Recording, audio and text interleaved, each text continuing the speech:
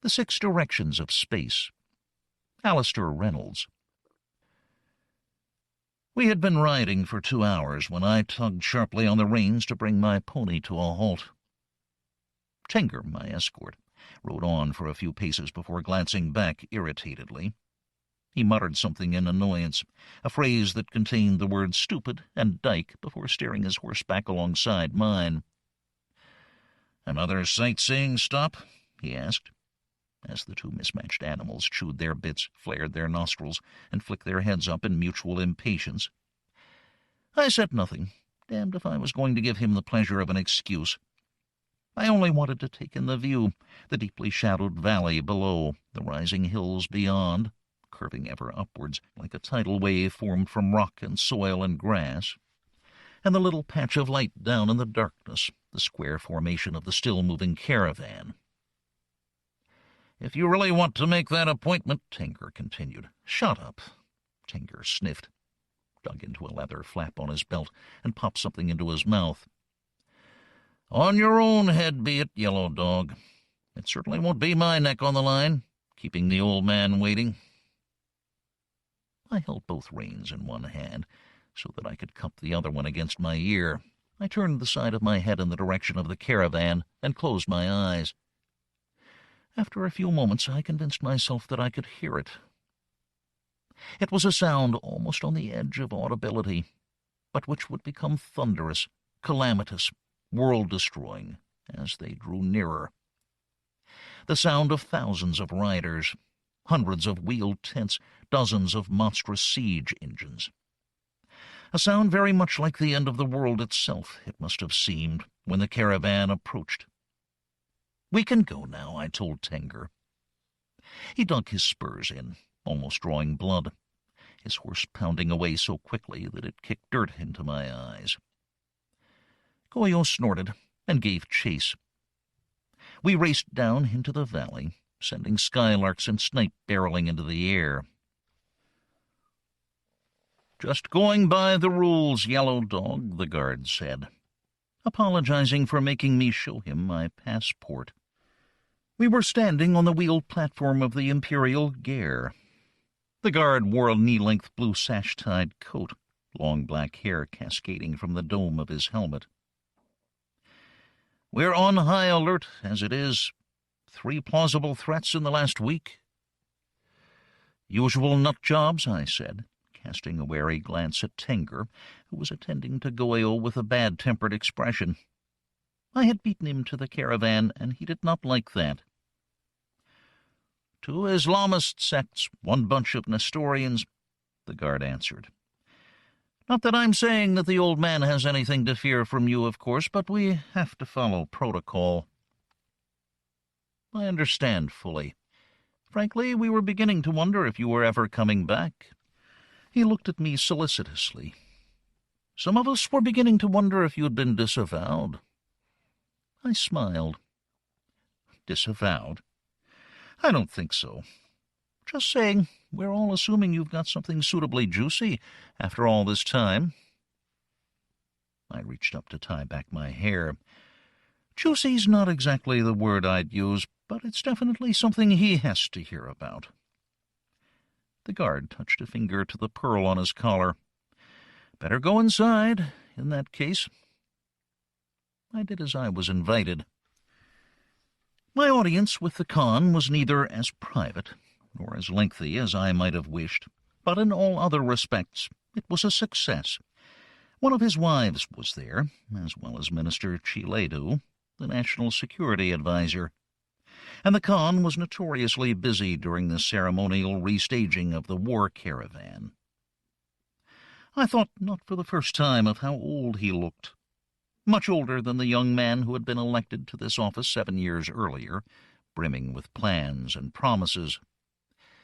Now he was graying and tired, worn down by disappointing polls and the pressures of managing an empire that was beginning to fray at the edges. The caravan was supposed to be an antidote to all that. In this, the 999th year since the death of the founder, we would celebrate this birthday, but no one knows when it happened, a special effort had been made to create the largest caravan in decades, with almost every local system commander in attendance. As I stepped off the gear to collect Goeo and begin my mission, I felt something perilously close to elation. The data I had presented to the Khan, the troubling signs I had detected concerning the functioning and security of the infrastructure, had been taken seriously. The Khan could have waved aside my concerns as an issue for his successor. But, to his credit, I think, he had not. I had been given license and funds to gather more information, even if that meant voyaging to the Kuchlug Special Administrative Volume and operating under the nose of Chil Yan, one of the men who had been making life difficult for the Khan these last few years. And yet my mood of elation was short-lived. I had no sooner set my feet on the ground floor than I spied Tinger. He was bullying Goyo, jerking hard on his bridle, kicking a boot against his hocks. He was so preoccupied with his business that he did not see me approaching from behind his back. I took hold of a good thick clump of his hair and snapped his head back as far as it would go. He released the bridle, staggering back under the pressure I was applying. I whispered in his ear, "No one hurts my horse, you ignorant piece of shit." Then I spun him around, the hair tearing out in my fist, and kneed him hard in the groin, so that he coughed out a groan of pain and nausea, and bent double, like a man about to vomit. Some say that it is heaven's mandate that we should have the stars, just as it was the will of heaven that our army should bring the squabbling lands of Greater Mongolia under one system of governance, a polity so civilized that a woman could ride naked from the western shores of Europe to the eastern edge of China without once being molested. I say that it is simply the case that we, call us Mongols, call us humans, it scarcely matters now, have always made the best of what we are given. Take the Nexus in Gansu's system, for instance. It was a medium-sized moon that had been hollowed out nearly all the way to its middle, leaving a shell barely 100 li thick, with a small round kernel buttressed to the shell by 99 golden spokes. Local traffic entered and departed the Nexus via apertures at the northern and southern poles. Not that there was much local traffic to speak of. Gansu, with its miserly red sun, only just large enough to sustain fusion, and handful of desolate, volatile, poor, and radiation-lashed rocky worlds, was neither a financial nor military hub, nor a place that figured prominently in tourist itineraries. As was often the case, it was something of a puzzle why the worm-like Korkoi had built the Nexus in such a miserable location to begin with. Unpromising material, but in the 500 years since we first reopened a portal into the infrastructure, we had made a glittering bauble out of it. 5 major trunk routes converged on Gansu, including a high-capacity branch of the Caroline Corridor, the busiest path in the entire network. In addition, the moon offered portals to a dozen secondary routes, 4 of which had been rated stable enough to allow passage by Juggernaut-class ships. Most of those secondary routes led to stellar population centers of some economic importance, including the Kiriltuk, Tatatunga, and Chilagoon administrative volumes, each of which encompassed more than 50 settled systems and around 1,000 habitable worlds. Even the routes which led to nowhere of particular importance were well traveled by prospectors and adventurers, hoping to find Korkoi relics, or that fever dream of all chancers, an unmapped nexus.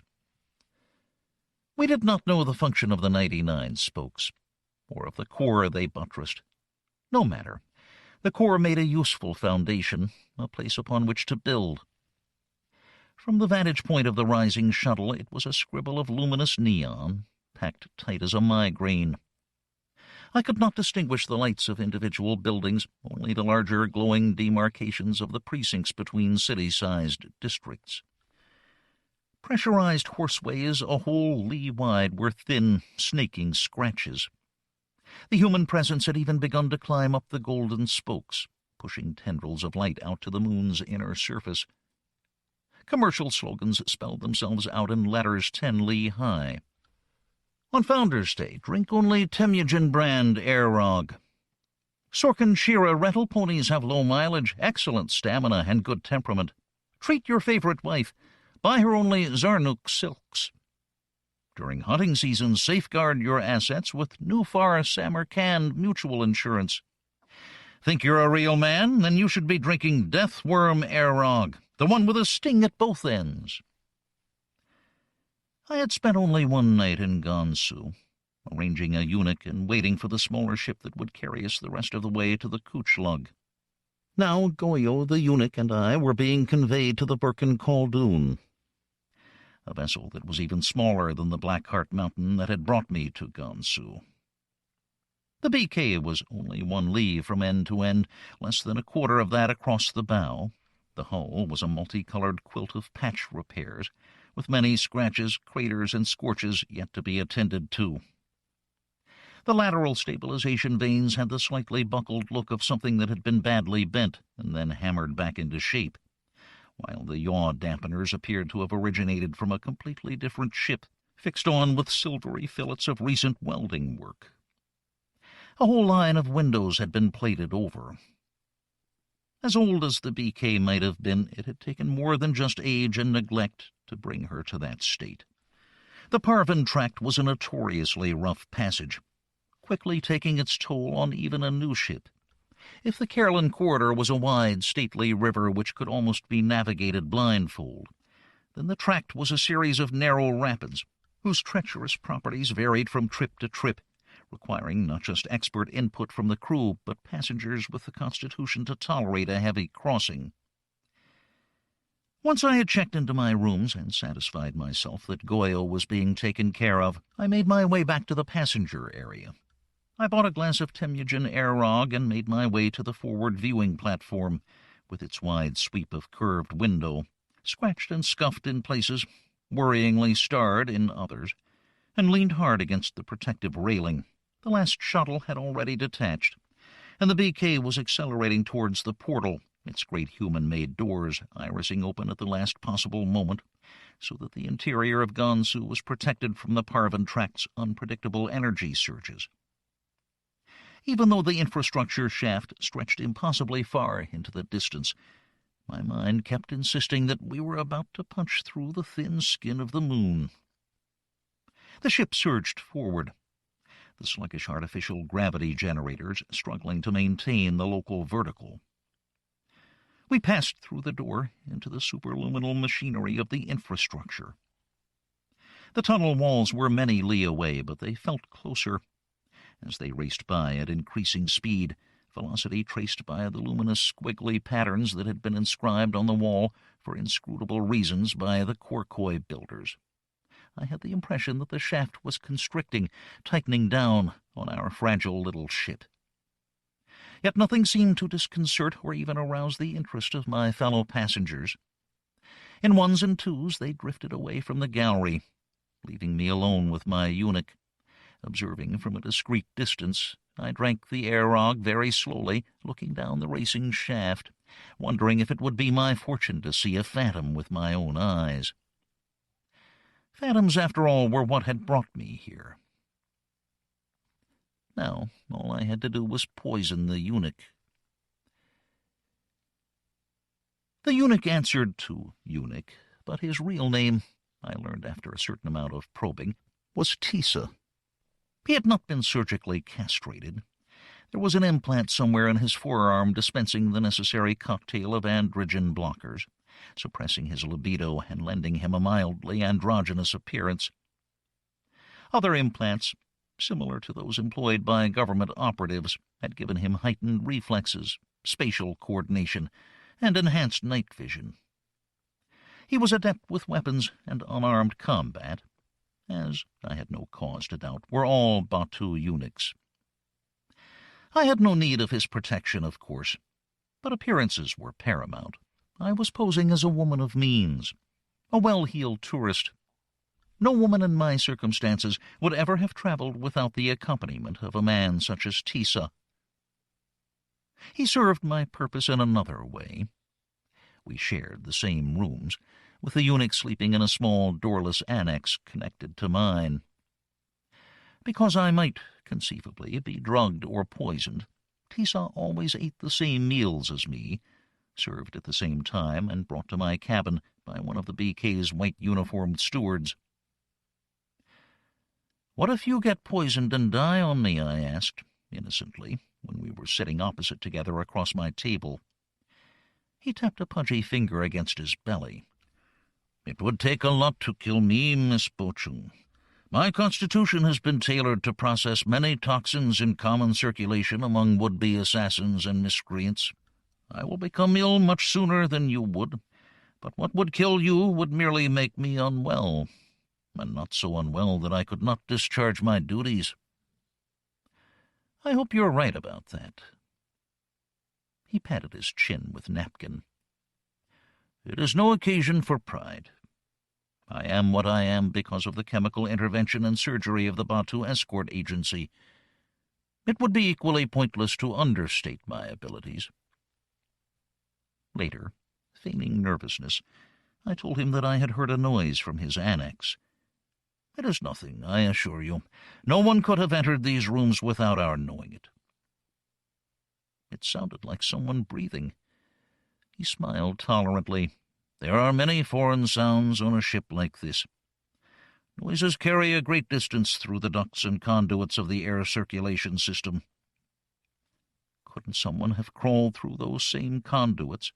He rose from the table without a note of complaint. "It is unlikely, but I shall investigate." As soon as he had vanished through the door into his annex, I produced a vial from my pocket and tipped its sugary contents onto the remains of his meal. I heard him examining things, pulling open cupboard doors and sliding drawers. By the time he returned, with a reassuring expression on his face, the toxin crystals had melted invisibly into his food, and the vial was snug in my pocket. "Whatever you heard, there's no one in there." "Are you sure?" "Completely. But I'm willing to look again if it would put your mind at ease." I looked abashed. "I'm just being silly." "Not at all. You must not be afraid to bring things to my attention. It is what you have hired me for." "Tuck in," I said, nodding at his meal, "before it gets cold." Tisa was moaning and sweating on the bed, deep in fever, as Mr. Taiyong appraised him warily. "Did he tell you he could detect poisons? They don't all come with that option." "He can. Isn't that the point?" "It could just be a bug he's picked up. On the other hand, he may have been hit by something intended for you that his system wasn't designed to filter out." "A poison?" "It's a possibility, Miss Beauchamp." Taiyong was a steward, a young man with a pleasant face and a highly professional manner. I had seen him around earlier, but, as was the case with all the crew, he had steadfastly refused to engage in any conversation not related to my immediate needs. I had counted on this, and contrived the poisoning of the eunuch to give me heightened access to one or more of the crew. It need not have been Taiyong, but my instincts told me that he would serve excellently. "Then why isn't it affecting me?" I asked. "I don't wish to alarm you, but it could be that it's going to in a very short while. We need to get both of you into the sick bay. Under observation, we should be able to stabilize the eunuch and ensure you come to no harm." This was the outcome I had been hoping for, but some indignation was called for. "If you think I'm going to spend the rest of this trip in some stinking sick bay, after I've paid for this cabin—" Taiyong raised a calming hand. "It won't be for long. A day or two just to be on the safe side. Then you can enjoy the rest of the trip in comfort." Another pair of stewards was summoned to help shift the hapless Tisa, while I made my way to the sick bay on foot. "Actually," I said, "now that you mention it, I do feel a little peculiar." Taiyong looked at me sympathetically. "Don't worry, Miss Beauchamp. We'll have you right as rain in no time." The sick bay was larger and better equipped than I had been expecting. almost as if it belonged in a different ship entirely. I was relieved to see that no one else was using it. Taeyong helped me onto a reclined couch, while the other stewards pulled a screen around the stricken eunuch. "How do you feel now?" Taeyong asked, fastening a black cuff around my forearm. "Still a bit funny." For the next few minutes, Taeyong, who had clearly been given basic medical training, studied the readouts on a handheld display he had pulled from a recess in the wall. "Well, it doesn't look," he began. "I should have listened to my friends," I said, shaking my head. "They told me not to come here." He tapped buttons set into the side of the display. "Your friends warned you that you might end up getting poisoned?" "Not exactly, no. But they said it wasn't a good idea traveling on the Birkin Khaldun down the Parvin Tract." "They were right, weren't they?" "That would depend. So far I can't see any sign that you've ingested anything poisonous. Of course, it could be something that the analyzer isn't equipped to detect." And the eunuch— "Just a moment," Taeyong said, leaving the display suspended in the air. He walked over to the other bed and pulled aside the curtain. I heard a murmured exchange before he returned, with a bit less of a spring in his step. "Well, there's no doubt that something pretty heavy's hit his system. Could be a deliberate toxin. Could be something nasty that just happened to get into him. We're not far out of Gansu. He could have contracted something there that's only just showing up. He's been poisoned, Mr. Taeyong. My bodyguard. Doesn't that strike you as a slightly ominous development? I still say it could be something natural. We'll know soon enough. In the meantime, I wouldn't necessarily jump to the conclusion that you're in immediate peril." "I'm concerned, Mr. Taeyong." "Well, don't be. You're in excellent hands." He leaned over to plump my pillow. "Get under the blanket if you feel shivery. Is there anything you'd like me to fetch from your room?" "No, thank you." "In which case I'll leave you be. I'll keep the analyzer attached, just in case it flags anything. The other stewards are still here. If you need anything, just call." "I will." He was on the verge of leaving. I had no doubt that he was a busy man, when something caused him to narrow his eyes. "So if it wasn't about being poisoned, Miss Bo-chung, why exactly was it that your friends didn't want you taking this ship?" "Oh, that." I shook my head. "It's silly. I don't know why I mentioned it at all. It's not as if I believe any of that nonsense."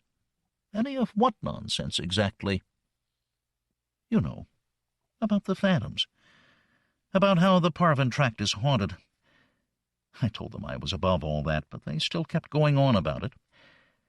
They said that if I took this ship I might never come back. Of course, that only made me even more determined. Good for you.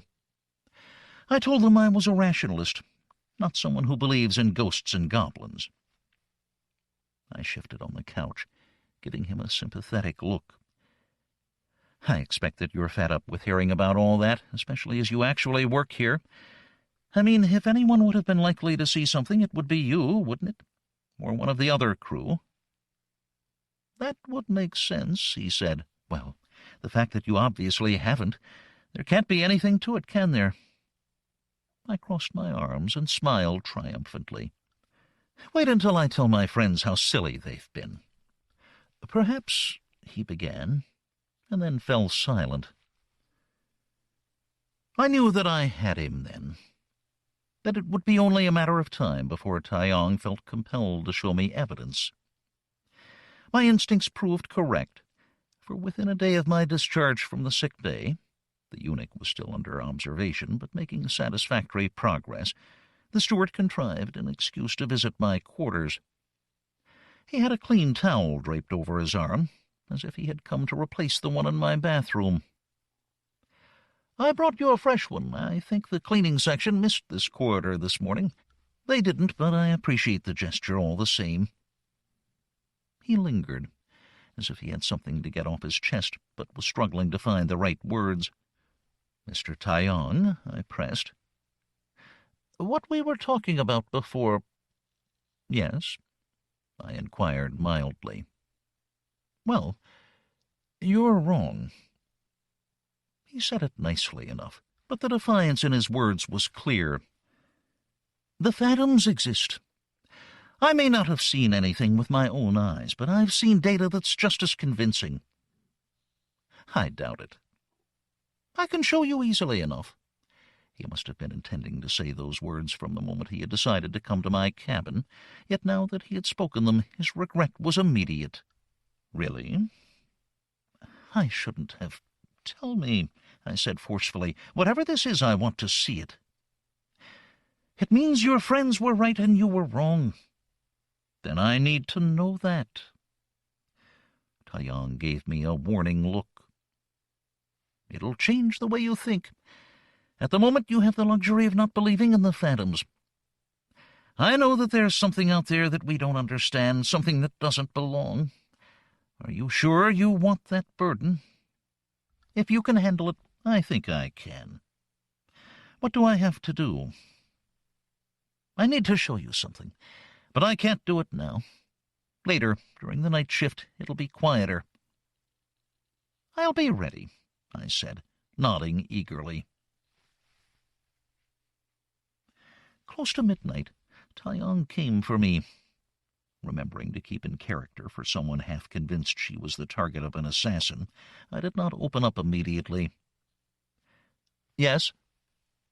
It's me, Taiyong. I cracked open the door. I'm ready. He looked me up and down. Take off those clothes, please. I'm sorry. He glanced away, blushing. What I mean is, wear as much or as little as you would wear for bed. I noticed that he had a jacket draped over his arm, as if he was ready to put it around my shoulders. Should we meet someone and should questions be asked, you will explain that I found you sleepwalking and that I'm taking you back to your cabin via the most discreet route I can think of, so you don't embarrass yourself in front of any other passengers. I see. You've given this some thought, haven't you? You aren't the first skeptical passenger, Miss Bo-chung. I closed the door and disrobed, then put on thin silk trousers and an equally thin silk blouse, the one scarlet and the other electric yellow, with a design of small blue wolves. I untied my hair and messed it to suggest someone only recently roused from the bed. Outside, as was customary during the night shift of the BK's operations, the corridor lights were dimmed to a sleepy amber. The bars, restaurants, and gaming rooms were closed. The public lounges were deserted and silent, save for the scurrying mouse-like cleaning robots that always emerged after the people had gone away. Taiyong chose his route well, for we did not bump into any other passengers or crew. "This is the library," he said, when we had arrived in a small red-lit room set with shelves, screens, and movable chairs. "No one uses it much. It's not exactly a high priority for most of our passengers. They'd rather drink away the voyage with Temujin Airog." "Are we allowed here?" "Well, technically, there'd be nothing to stop you visiting this room during normal ship hours. But during normal ship hours, I wouldn't be able to show you what I'm about to." He was trying to be nonchalant about the whole adventure, but his nervousness was like a boy on a dare. "But don't worry, we won't get into trouble." How is a library going to change my mind about the phantoms? "Let me show you." He ushered me to one of the terminals, swinging out a pair of hinged stools for us to sit on.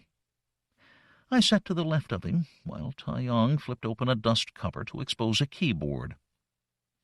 He began to tap at the keys, causing changes to the hooded data display situated at eye level. "As it happens, these consoles are connected to the Birkin Khaldoon's own computers. You just have to know the right commands." "Won't this show up?" He shook his head. "I'm not doing anything that will come to anyone's attention. Besides, I'm perfectly entitled to access this data. The only thing wrong is you being with me, and if anyone comes down here, we'll have time to prepare for them, to make it look as if I caught you sleepwalking." He fell silent for a minute or so, tapping through options, obviously navigating his way through to the information stored in the computer's memory bank. "I just hope the company spooks haven't got to it already," he murmured. "Every now and then someone from Blue Heaven comes aboard and wipes large chunks of the BK's memory. They say they're just doing routine archiving, clearing space for more data, but no one believes that. Looks like we're in time, though. I didn't see any spooks nosing around when we were in Gansu. They'll probably come aboard next time we're back." He glanced over his shoulder. "I'll show it to you once. Then we go, all right?" "Whatever you say, Mr. Taiyong." The BK has cameras pointed into the direction of flight. They detect changes in the tunnel geometry and feed that data to the servo motors driving the stabilizing vanes and yaw dampers so that they can make adjustments to smooth out the turbulence. They're also there as an emergency measure in case we encounter another ship coming the other way, one that isn't on schedule or hasn't got an active transponder. The cameras give us just enough warning to swerve the BK to one side, to give passing clearance. It's bumpy for the passengers when that happens, but a lot better than a head-on collision at tunnel speeds. "I take it the cameras saw something," I said. Taiyong nodded. "This was a couple of trips ago, about halfway between Gansu and Kuchlug. They only got 8 clear frames. Whatever it was moving fast, much quicker than one of our ships. The 4th, 5th, and 6th frames are the sharpest." "Show me." He tapped keys. A picture sprang onto the display, all fuzzy green hues overlaid with date stamps and other information. It took a moment before I was sure what I was looking at. There was some kind of pale green smudge filling half the frame, a random-looking shape like the blind spot one sees after looking at the sun for too long, and beyond that, a suggestion of the curving squiggles of the tunnel's Korkoi patterning, reaching away to infinity. I pressed a finger against the smudge. "That's the Phantom." "This is frame 3. It becomes clearer on the next one." He advanced to the next image, and I saw what he meant. The smudge had enlarged, but also become sharper, with details beginning to emerge, edges and surfaces, a hint of organized structure, even if the overall shape was still elusive. "Next frame," Taiyong mouthed. Now there could be no doubt that the Phantom was some kind of ship, even if it conformed to the pattern of no vessel I had ever seen. It was sleek and organic-looking, more like a darting squid than the clunky lines of the BK. He advanced to the next frame, but while the image did not become substantially clearer, the angle changed, so that the three-dimensional structure of the Phantom became more apparent. At the same time, hints of patterning had begun to emerge.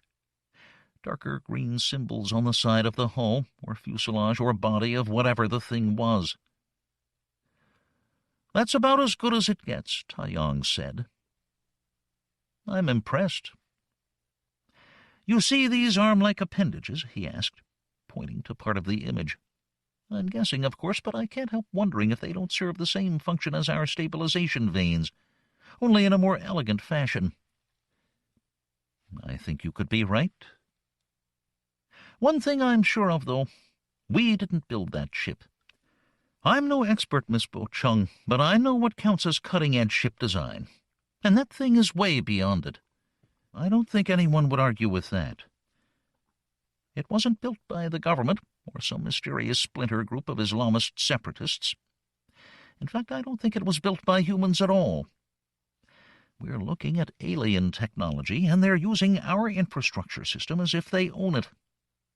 More than that, every now and then you hear about entire ships and message packets going missing. They're not just trespassing in our network, they're stealing from it as well. I can see Blue Heaven would rather this didn't get out."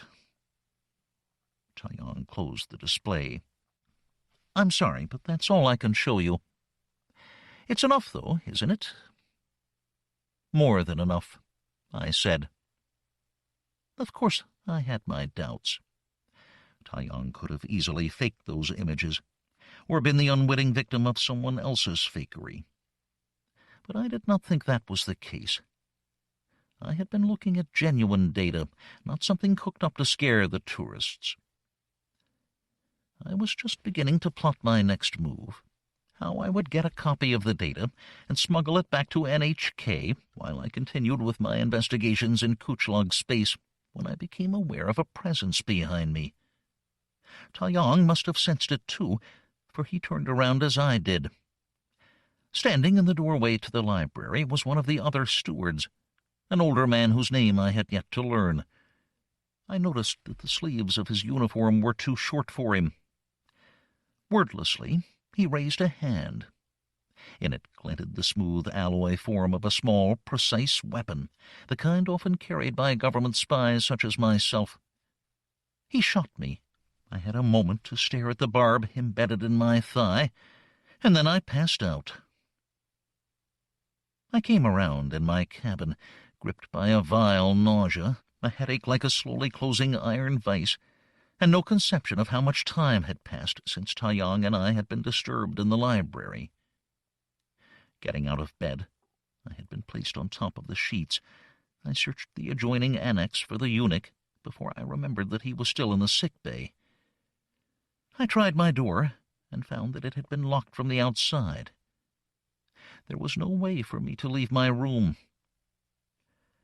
Understand, I did not accept my imprisonment lightly, but understand also that all my attempts at escape proved futile. I could not even squeeze through the conduit I had mentioned to the eunuch. Such methods succeed in adventure stories, but not in real life. Of course, it was desired that I be kept alive. The man who had shot me could have administered a fatal dose simply by twisting a dial in the grip of his weapon. He had chosen not to, and it was no accident that food and water appeared in the room's serving hatch at regular intervals. But as to who had chosen to detain me, I was uninformed. I could guess, though. He was the first to see me when the ship docked in Kuchlog space. He came to my room, accompanied by guards. He was as squat and muscled as a wrestler, his bare arms fully as thick as my thighs. He wore a leather jerkin, crisscrossed by thick black belts to which were fastened various ceremonial weapons and symbols of martial authority. A carefully tended mustache curled down on either side of his mouth, with a tiny but deliberate tuft of hair preserved under his lower lip. A stiff leather helmet, long at the sides and back, covered the rest of his head. The only visible part of his hair was a blunt wedge-shaped fringe terminating just above his eyebrows, which were at once finely drawn, expressive, and deeply quizzical. Of course I knew the face. "Commander Chilyon," I said. "Yes, I get about." His hands were impressively hairy, scarred, and knotted like the roots of a very old tree. He snapped his fingers at the guards. "Have her brought to the debriefing facility on the Qingshui moon. Bring the pony as well." Then he poked one of those fingers under my chin, lifting it up so that our eyes met. "Give some thought to the particulars of your story, Miss Bo-chung. It may make all the difference." They took me down to the moon. We landed somewhere, and I was carried through dark, rusting corridors to a windowless holding cell. The floor rocked with a slow, sickening motion, as if I was on a ship at sea in a high swell, even though there were no oceans in the Qingshui moon. They stripped me, took away my belongings, and gave me prison clothing to wear, a simple one-piece affair in orange silk. I pretended to be shocked and disorientated, but I was already summoning my training, recollecting those stratagems I had been taught to withstand prolonged detention and interrogation. As the guards were shutting the door on me, I contrived to slip a finger into the crack between the door and its frame. When the door closed, I yelped in pain and withdrew my hand with the fingertip squashed and red from the pressure. I sucked it in my mouth until the pain abated.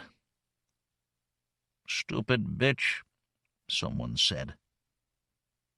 There was a bunk, a spigot in the wall that dribbled tepid, piss-colored water, and a hole in the floor with chipped ceramic sides stained an unspeakable brown. Light seeped in through a grill in the door. Neither willing nor able to sleep, I lay on the bunk and shivered.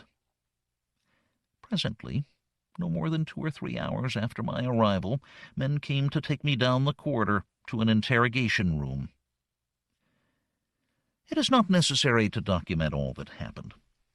The many weeks that it took for me to permit them to peel back the layers of identity I had wrapped around myself, each time thinking that the victory was theirs. Suffice to say that most of what they did to me involved electricity and chemicals in varying combinations. They did break 2 fingers on my left hand, including the one I had trapped in the door, but when they pulled out one of my fingernails, it was from the other hand, not the one I had hurt.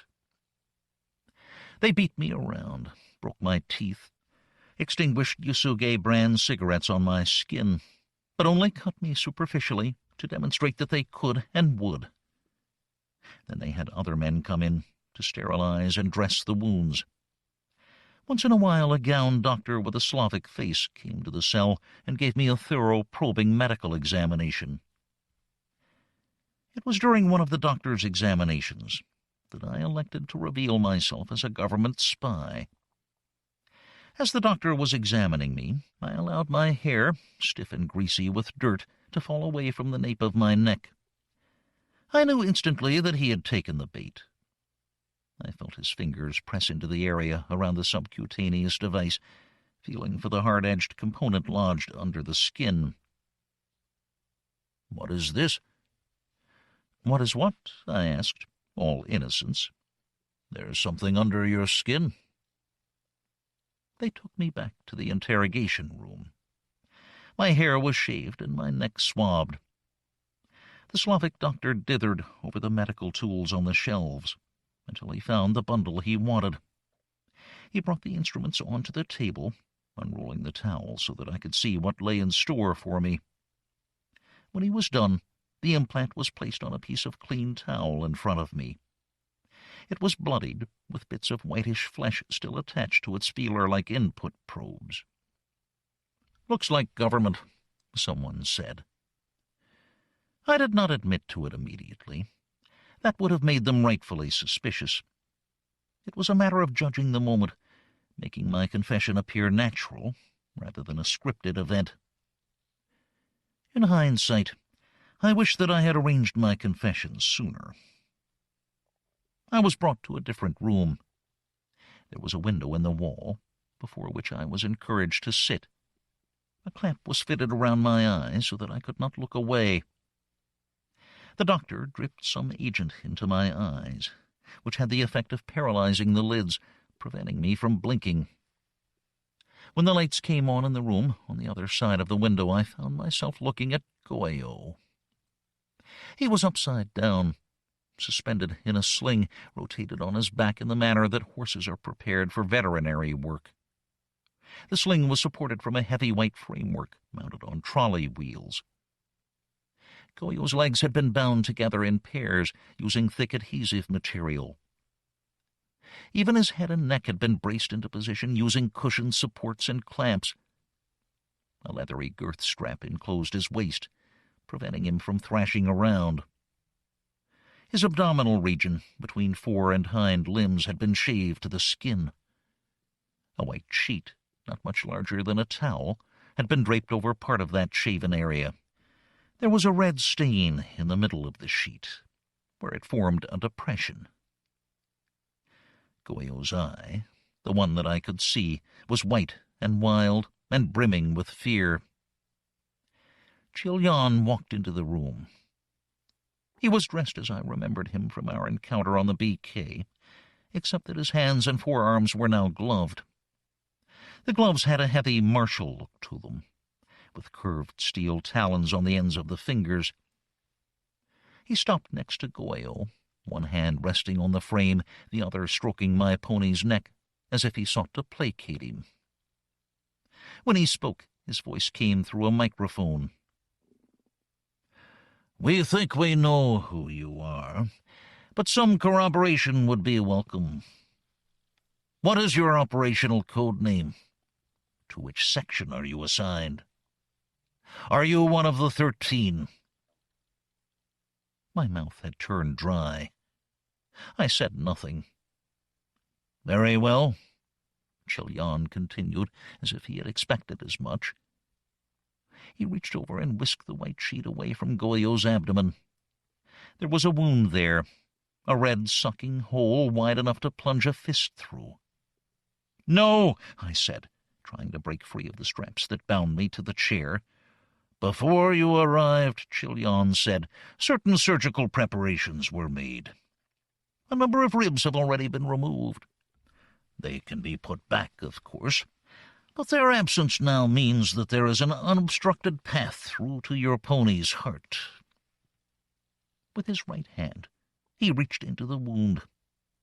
He frowned, concentrating on the task. He delved in slowly, cautiously.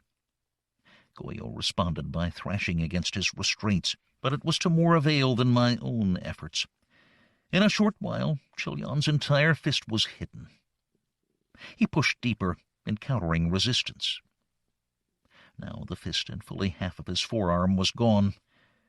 He adjusted his posture, leaning in so that his chest was braced against Goyo's shoulder. He pushed deeper until only the top extremity of the glove remained visible.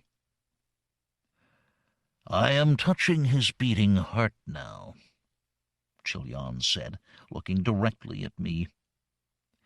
He's a strong one, no doubt about that. A fine pony from good Mongol stock. But I am stronger, at least when I have my hand on his heart. You don't think I can stop it beating? I assure you I can. Would you like to see? The expression on his face altered to one of concentrated effort, little veins bulging at the side of his temple. Goyo thrashed with renewed energy. Yes, he feels it now. He doesn't know what's happening, but a billion years of dumb evolution tells him something's not right. I don't doubt that the pain is excruciating, at least in animal terms. Would you like me to stop? The words spilled out, feeling like a genuine confession. I am Yellow Dog. I am a government operative, one of the 13. Yes, we thought you were Yellow Dog. We have the non-official cover list for all of the 13, and we know that Aryuna Bochung is a name you've used before when posing as a journalist. He broke off, took a deep breath, and seemed to redouble his efforts. But it's good to get it from the horse's mouth, so to speak. Stop now. Too late. I've already started. You said you'd stop, I replied, screaming out the words. You promised you'd stop. I said nothing of the sort. I said the ribs could be put back. That remains the case. In an instant, Goyo stopped thrashing. His eye was still open, but all of a sudden there was nothing behind it. Several weeks later, I could not say precisely how many, Chilyan sat opposite me with his big hairy hands clasped in silent contemplation. The documents on his desk were kept in place by grisly paperweights, little plinth-mounted bones and bottled shrunken things in vinegary solution.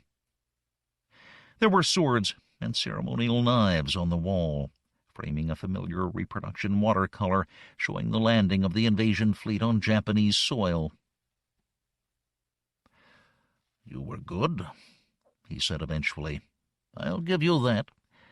My men genuinely thought they'd hit bottom when they got you to confess to being the journalist. It was a surprise to all concerned when that identity turned out to be a cover. I'm glad I provided you with some amusement, I said. If it hadn't been for that implant, we might never have known. Your people really should give some thought into making those things less detectable. My people? I asked. The last time I checked, we were all working for the same government. I don't doubt that's how it feels in New High Karakorum. Out here, it's a different story. In case you hadn't realized, this is a special administrative volume. It's part of the Empire, but only in a very tenuous, politically ambiguous sense. They want what we can give them. Raw materials, cheaply synthesized chemicals, mass-produced low-bulk consumer goods. But they don't want to think too hard about what we have to do to keep that river of commerce flowing. Laws have to be bent here, because otherwise there'd be no here. Look out the window, Yellow Dog. Visible through the partially shuttered window of his office, a good 4 or 5 li below, was a brutal, wintry landscape of stained ice, reaching all the way to the horizon. The sky was a rose-pink, shading to midnight blue at the top of the window. Cutting through it, along a diagonal, was the twinkling sickle-like curve of a planetary ring system.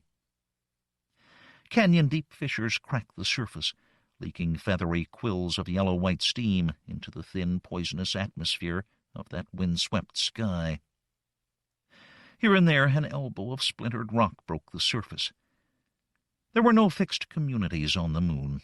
Instead, immense spider-like platforms, mounted on 6 or 8 intricate jointed legs, picked their way across the ever-shifting terrain in awesome slow motion. The platforms varied in size, but at the very least each supported a cluster of squat civic buildings, factories, refineries, and spacecraft handling facilities. Some of the platforms had deployed drilling rigs or cables into the fissures, sucking chemical nourishment from under the icy crust. A number were connected together by long, dangling wires, along which I made out the tiny suspended forms of cable cars, moving from platform to platform. "It's very pretty," I said. "It's a hellhole, frankly. Only 3 planets in the entire volume are even remotely amenable to terraforming, and not one of those 3 is on track for completion inside 500 years. We'll be lucky if any of them are done before the Founders' 2000th anniversary, let alone the 1000th.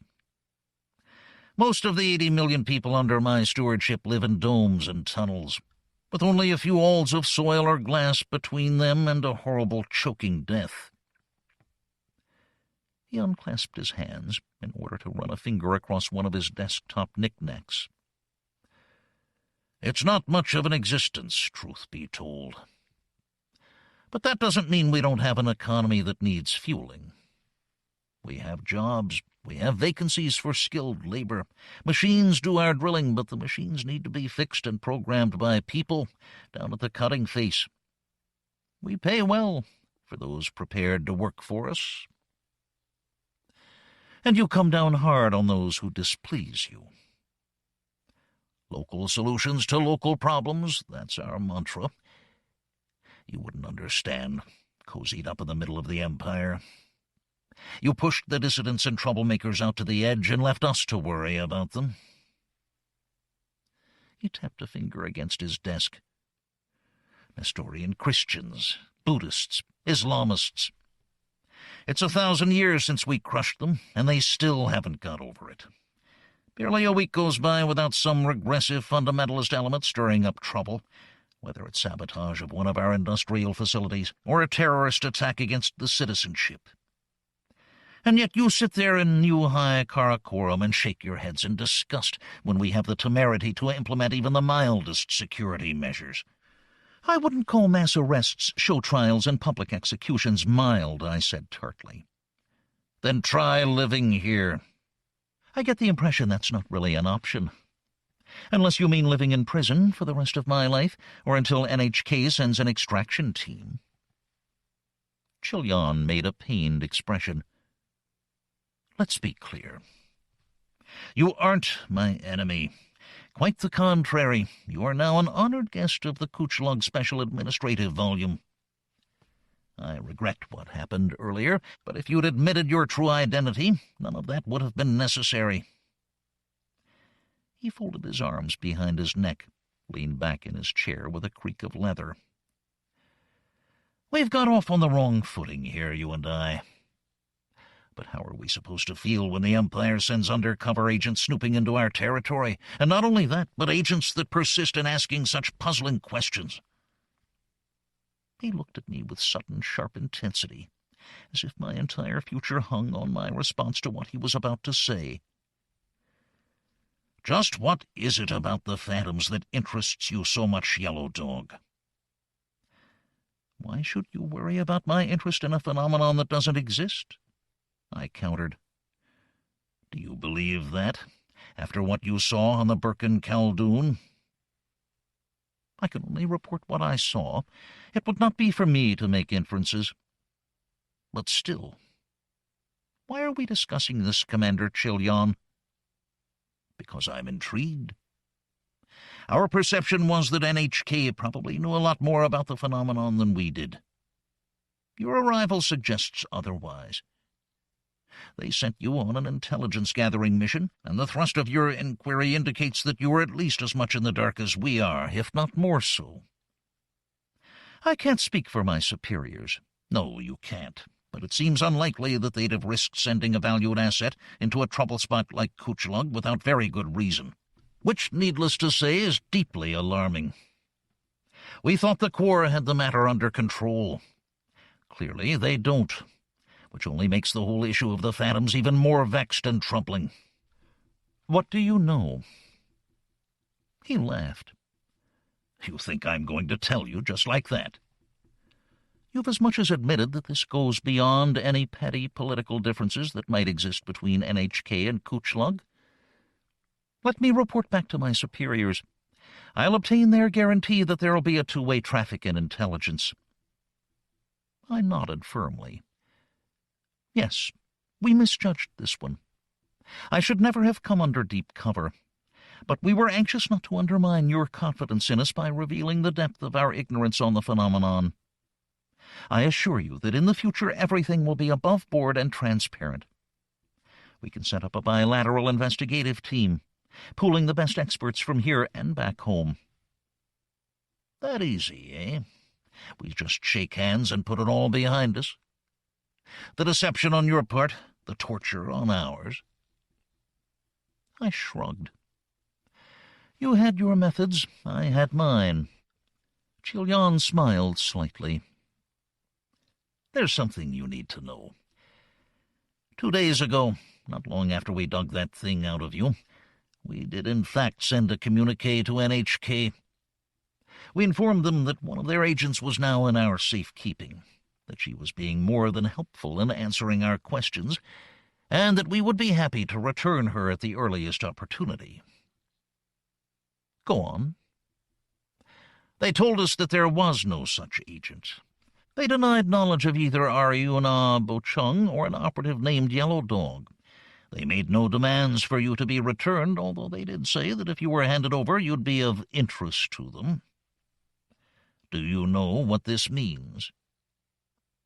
When I refrained from answering, though I knew precisely what it meant, Chilyon continued. "You've been disavowed, Yellow Dog. Left out in the cold, like a starving mongrel." His men came for me again, several days later.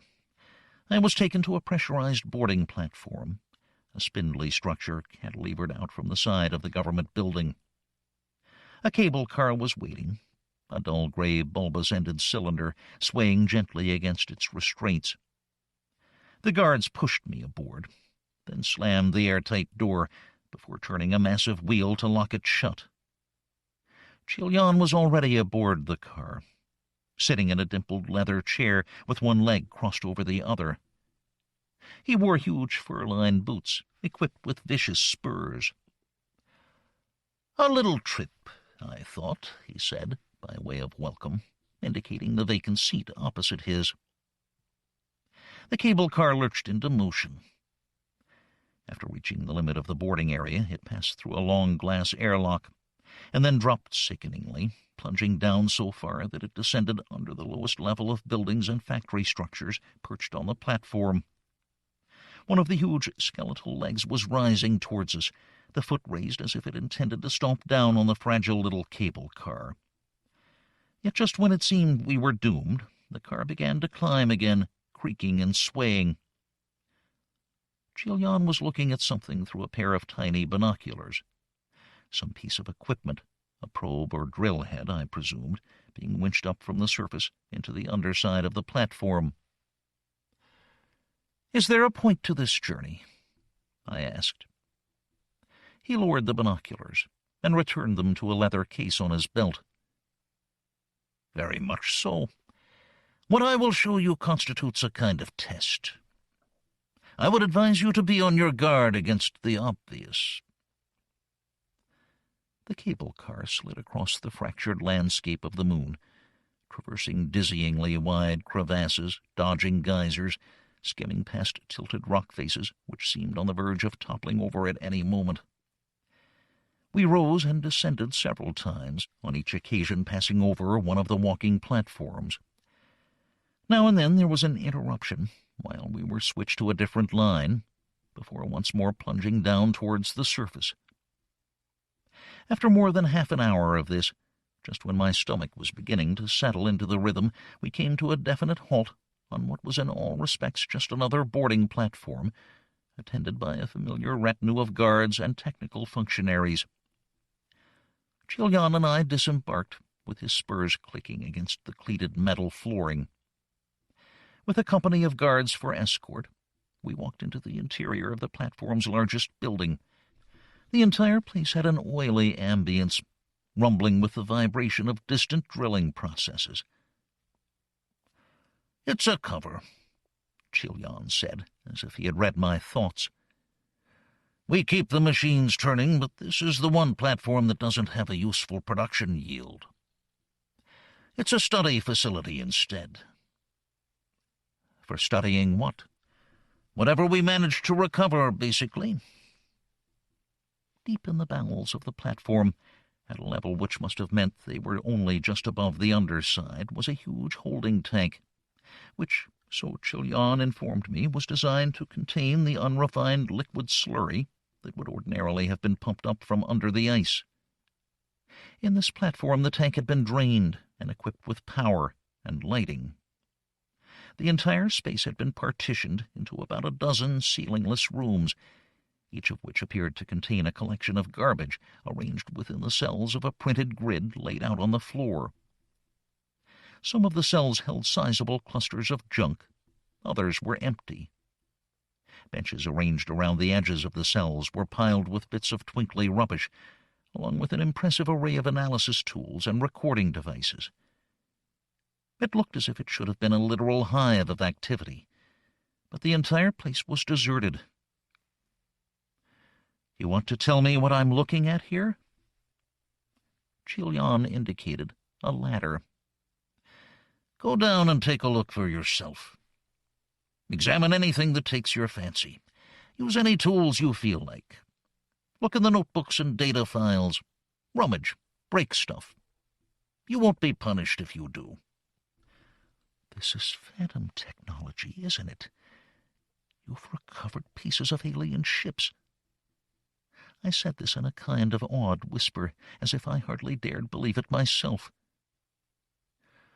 "Draw whatever conclusions you see fit. I shall be intensely interested in what you have to say."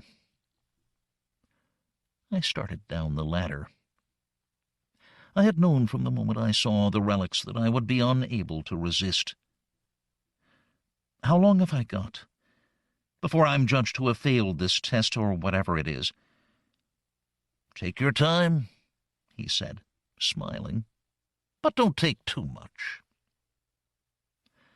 There seemed little point agonizing over which room to start with, assuming I had the time to examine more than one. The one I chose had the usual arrangement of grid, junk, and equipment benches. Lights burned from a rack suspended overhead.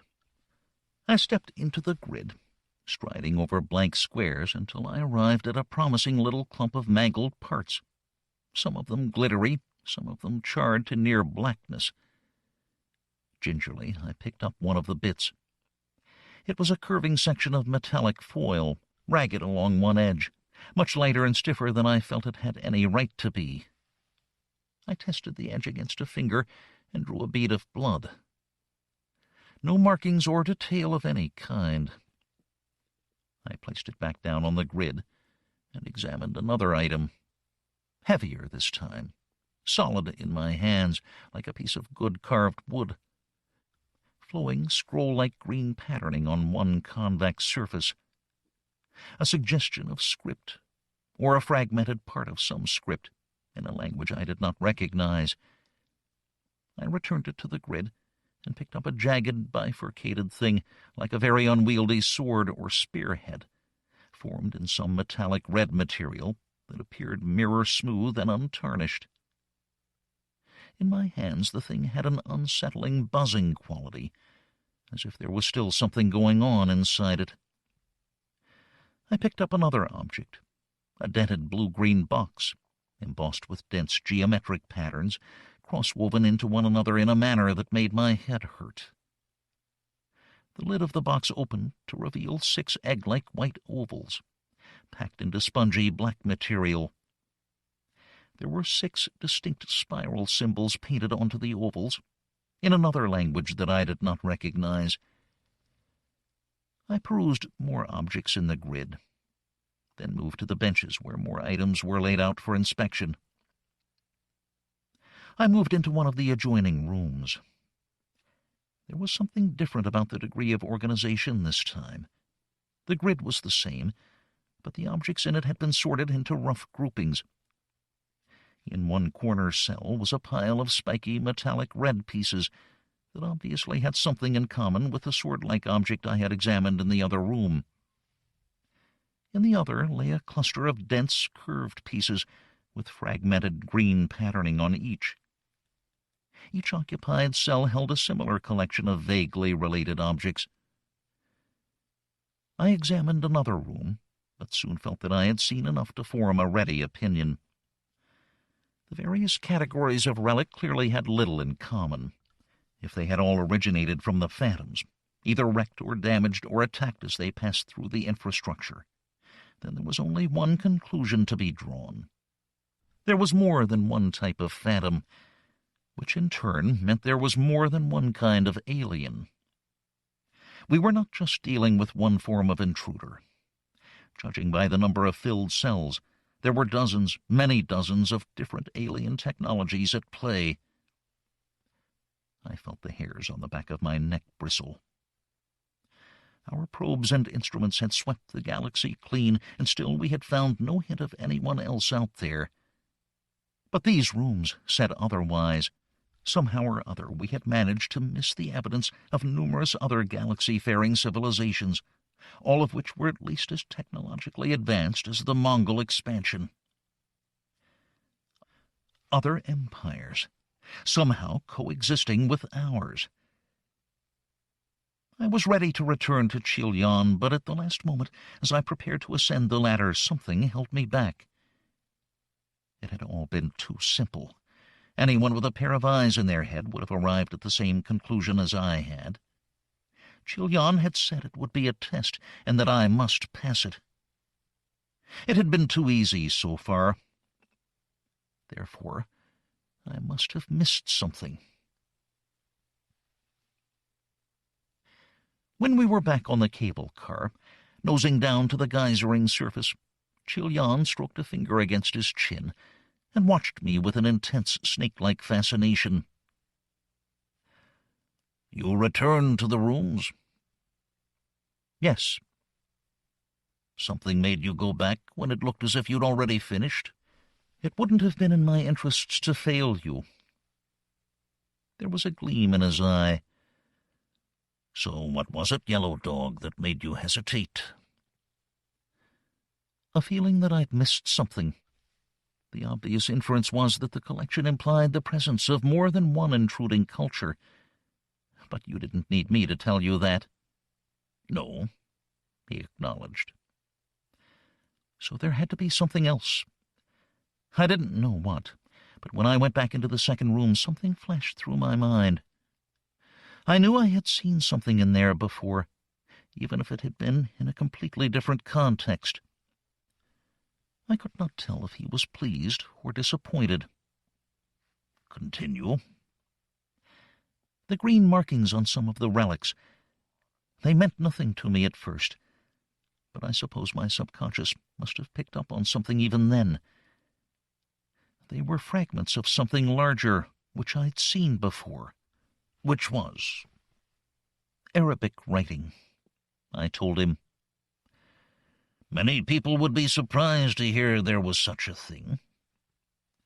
If they knew their history, they'd know that the Arabs had a written language. An elegant one, too. It's just that most people outside of academic departments won't have ever seen it, any more than they know what Japanese or the Roman alphabet looks like. But you, on the other hand... In my work for the Khanate, I was obliged to compile dossiers on dissident elements within the empire. Some of the Islamist factions still use a form of Arabic for internal communications. He sniffed through his nostrils, looking at me with his penetrating blue eyes. The cable car creaked and swayed. It took my analysis experts 8 months to recognize that lettering had a human origin. The test is over. You have passed. But would you care to speculate on the meaning of your observation? Why are we finding Arabic on phantom relics? I don't know. But indulge me. It can only mean that there's an Islamist faction out there that we don't know about. A group with independent spacefaring capability. The means to use the infrastructure, despite all the access restrictions already in place. And the other relics, where do they fit in? I don't know. If I told you that, in addition to items we consider to be of unambiguously alien origin, we'd also found scraps of other vanished or obscure languages, or at least scripts and symbols connected to them, what would you say? I admitted that I had no explanation for how such a thing might be possible. It was one thing to allow the existence of a secret enclave of technologically advanced Islamists, however improbable that might have been. It was quite another to posit the existence of many such enclaves, each preserving some vanished or atrophied branch of human culture.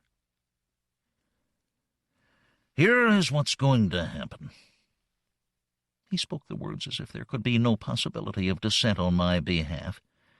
As has already been made clear, your old life is over, utterly and finally.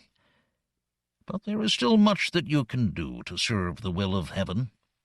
The Khanate has only now taken a real interest in the phantoms, whereas we have been alert to the phenomenon for many years. If you care about the security of the Empire, you will see the sense in working with Kuch Lug. You mean join the team analyzing those relics? As a matter of fact, I want you to lead it. He smiled. I could not tell if the idea had just occurred to him, or whether it had always been at the back of his mind. You've already demonstrated the acuteness of your observations. I have no doubt that you will continue to uncover truths that the existing team has overlooked. I can't just take over like that. He looked taken aback. Why ever not? A few days ago, I was your prisoner, I said. Not long before that, you were torturing me. There's no reason to suddenly start trusting me just on your say-so. You're wrong about that, he said, fingering one of the knives strapped across his chest. They'll trust who I tell them to trust. Absolutely and unquestioningly. Why? I asked. Because that's how we do things around here. So it was. I joined Chilyan's investigative team, immersing myself in the treasure trove of data and relics his people had pieced together in my absence. There was, understandably, a degree of reluctance to accept my authority, but Chilyan dealt with that in the expected manner, and slowly those around me came to a pragmatic understanding that it was either work with me or suffer the consequences. Relics and fragments continued to fall into our hands. Sometimes the ships that intruded into the infrastructure were damaged, as if the passing into our territory had been a violent one. Often, the subsequent encounter with one of our ships was enough to shake them to pieces, or at the very least dislodge major components. The majority of these shards vanished without trace into the implacable machinery of the infrastructure. Even if the Quirkoi apparatus was beginning to fail, it was still more than capable of attending to the garbage left behind by its users.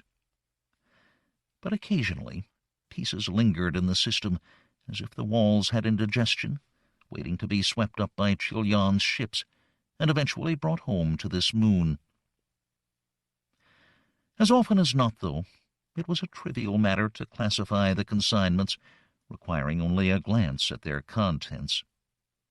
The work became so routine, in fact, and the quantity of consignments so high, that eventually I had no choice but to take a step back from hands-on analysis.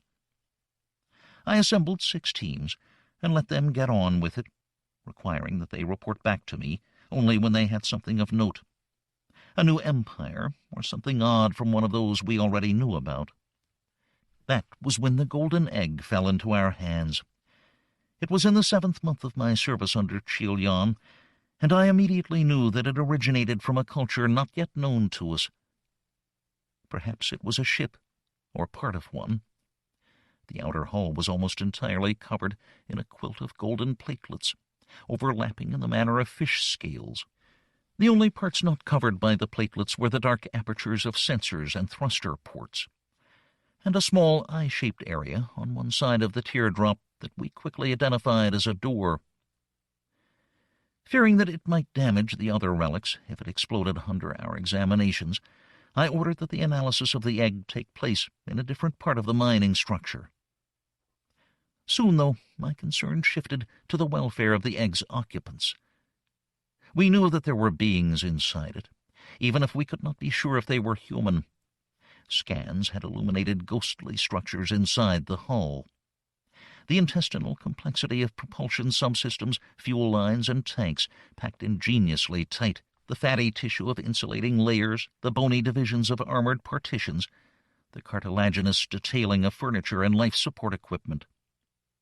There were even ranks of couches, with 8 crew still reclining in them. Dead or in suspended animation, it was impossible to tell. All we could see was their bones, a suggestion of humanoid skeletons, and there was no movement of those bones to suggest respiration. We got the door open easily enough. It was somewhat like breaking into a safe, but once we had worked out the underlying mechanism and the curiously alien logic that underpinned its design, it presented no insurmountable difficulties.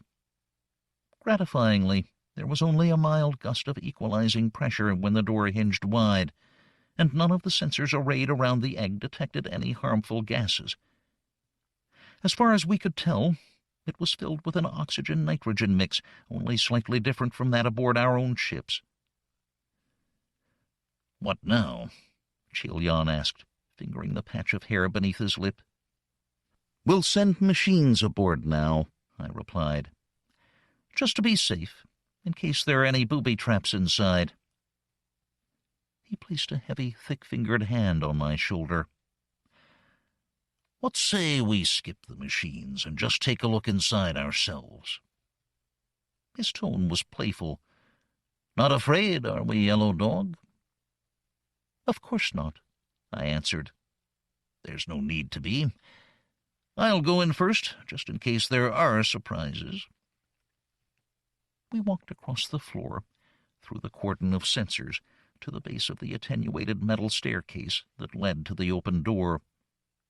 The robots scuttled out of the way. My staff exchanged concerned glances, aware that we were deviating from a protocol we had spent weeks thrashing out to the last detail. I waved down their qualms. Inside, as we already knew from the scans, the egg was compartmented into several small chambers, with the crew in the middle section. The rear part contained most of the propulsion and life support equipment.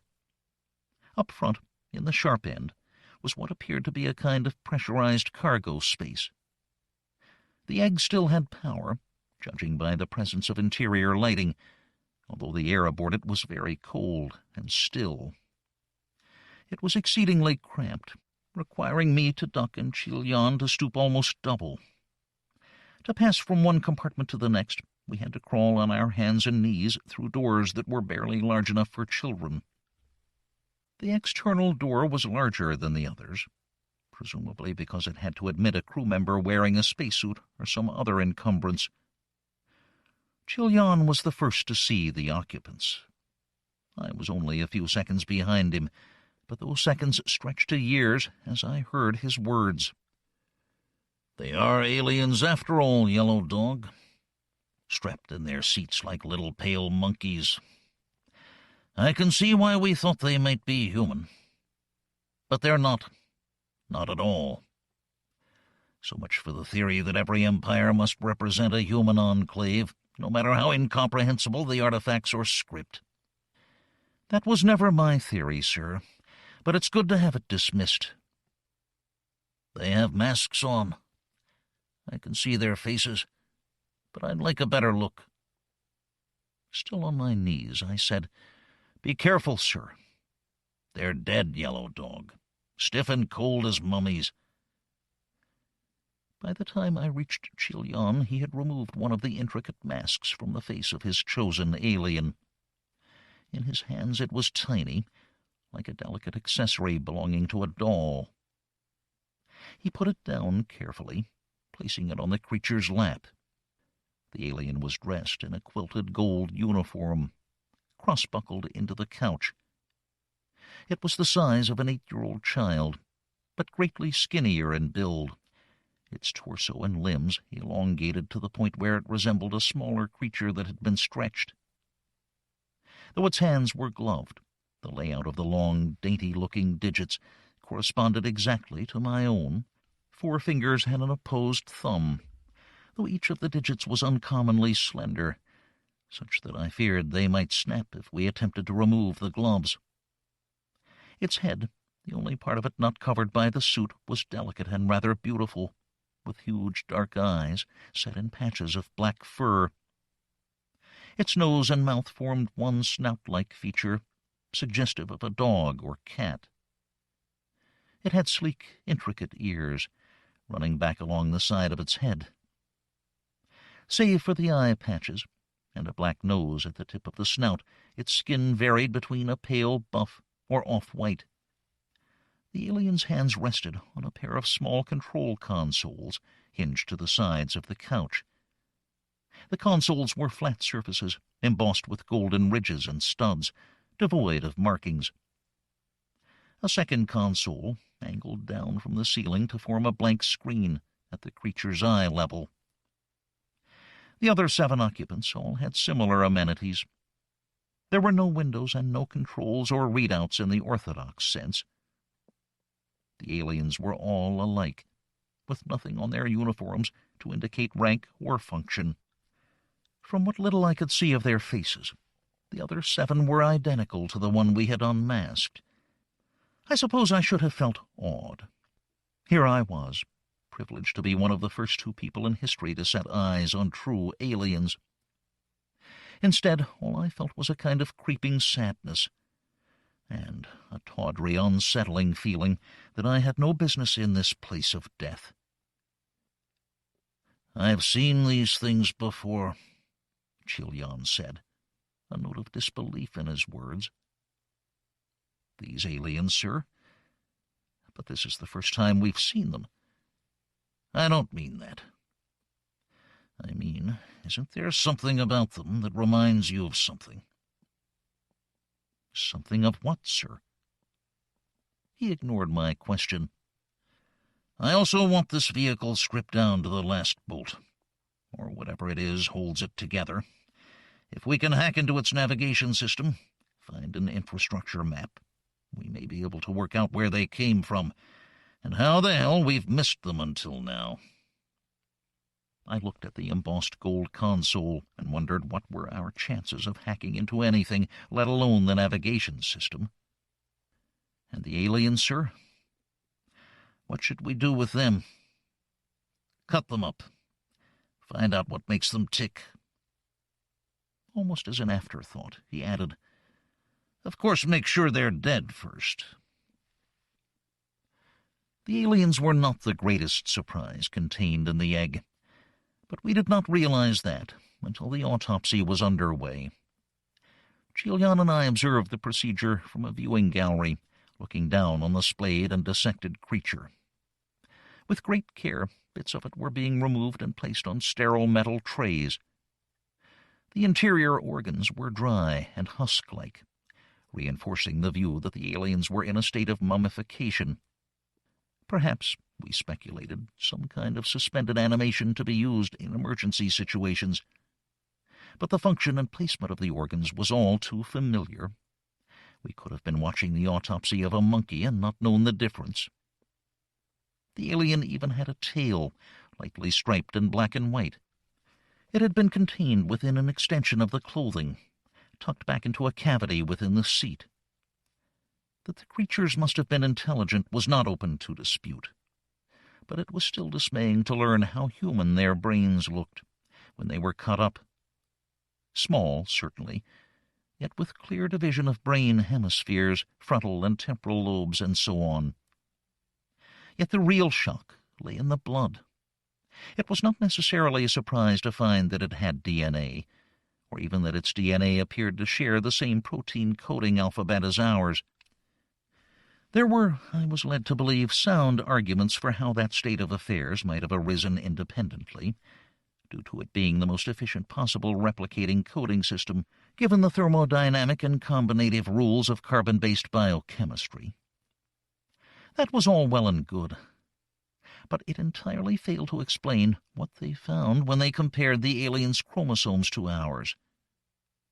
More on a whim than anything else, they had tested the alien blood with human-specific probes and found that chromosomes 1 and 3 of the alien were homologous to human chromosomes 3, 9, 14, and 21. There were also unexpectedly strong signals in the centromeric regions of the alien chromosomes when probed for human chromosomes 7 and 19. In other words, the alien DNA was not merely similar to ours. It was shockingly, confoundingly alike. The only possible explanation was that we were related. Chilion and I were trying to work out the ramifications of this when news came in from the team examining the pod. Ugon, my deputy, came scuttling into the autopsy viewing room, rubbing sweaty hands together. "We found something," he said, almost tongue-tied with excitement. Chilion showed him the hot-off-the-press summary from the genetics analysis. "So have we. Those aliens aren't alien. They came from the same planet we did. I thought they looked like lemurs. That's because they are." Ugon had as much trouble dealing with that as we did.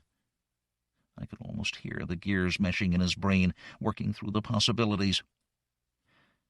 Aliens must have uplifted lemur stock in the deep past, using genetic engineering to turn them into intelligent tool-using beings. He raised a finger. Or other aliens spread the same genetic material on more than one world. If that were the case, these lemurs need not be from Greater Mongolia after all. "What news do you have for us?" Chilion asked, smiling slightly at Ugon's wild theorizing. "Come to the egg, please. It will be easier if I show you." We hastened after Ugon, both of us refraining from any speculation as to what he might have found. As it happened, I do not think either of us would have guessed correctly. In the sharp end of the egg, the investigators had uncovered a haul of cargo, much of which had now been removed and laid out on the floor for inspection. I glanced at some of the items as we completed the walk to the pod, recognizing bits from some of the other cultures we already knew about. Here was a branching, sharp-tipped metallic red thing, like an instrument for impaling. Here was a complexly manufactured casket, which opened to reveal ranks of nested white eggs, hard as porcelain. Here was a curving section of razor-sharp foil, polished to an impossible luster. Dozens more relics from dozens of other known empires, and still dozens more that represented empires of which we knew nothing. "They've been collecting things. Just like us," I said. "Including this," Ugon said, drawing my attention to the object that now stood at the base of the egg. It was the size and shape of a large urn, golden in construction, surfaced with bas-relief detailing, with 8 curved green windows set into its upper surface. I peered closer and rested a hand against the urn's throbbing skin. Through the windows burbled a dark liquid. In the dark liquid, something pale floated. I made out the knobbed ridge of a spine, a backbone pressing through flawless skin. It was a person, a human, a man, judging by his musculature, curled into fetal position. I could only see the back of his head, bald and waxy, scribed with fine white scars. Ridged cables dangled in the fluid, running towards what I presumed was a breathing apparatus, now hidden. Chilian looked through one of the other windows. After a lengthy silence, he straightened himself and nodded. "Do you think he was their prisoner?" "No way to tell, short of thawing him out and seeing what he has to say on the matter," Uugan said. "Do what you can," Chilian told Uugan. "I would very, very much like to speak to this gentleman." Then he leaned in closer, as if what he was about to say was meant only for Uugan's ears. "This would be an excellent time not to make a mistake, if you understand my meaning." I do not believe that Chilian's words had any effect on Uugan. He was either going to succeed or not, and the difference between the two outcomes depended solely on the nature of the problem, not his degree of application to the task. As it happened, the man was neither dead nor brain-dead, and his revival proved childishly simple. Many weeks were spent in preparation before the decisive moment, evaluating all known variables. When the day came, Uugan's intervention was kept to a minimum. He merely opened the preservation vat, extracted the man from his fluid cocoon, and, it must be said with fastidious care, removed the breathing apparatus. Uugan was standing by with all the tools of emergency medical intervention at his disposal, but no such assistance was required. The man simply convulsed, drew in several gulping breaths, and then settled into a normal respiratory pattern. But he had yet to open his eyes or signal any awareness in the change of his surroundings. Scans measured brain activity, but at a level indicative of coma rather than consciousness. The same scans also detected a network of microscopic machines in the man's brain, and much of his wider nervous system. Though we could not see these implants as clearly as those we had harvested from the lemur, they were clearly derived from a different technology. Where had he come from? What did he know of the phantoms? For weeks it appeared that we would have no direct answer to these questions. There was one thing, one clue, but we almost missed it. Many days after the man's removal from the vat, one of Uugan's technicians was working alone in the laboratory, where we kept our new guest. The lights were dimmed, and the technician was using an ultraviolet device to sterilize some culture dishes. By chance, the technician noticed something glowing on the side of the man's neck. It turned out to be a kind of tattoo, a sequence of horizontal symbols that was invisible except under ultraviolet stimulation. I was summoned to examine the discovery. What I found was a word in Arabic.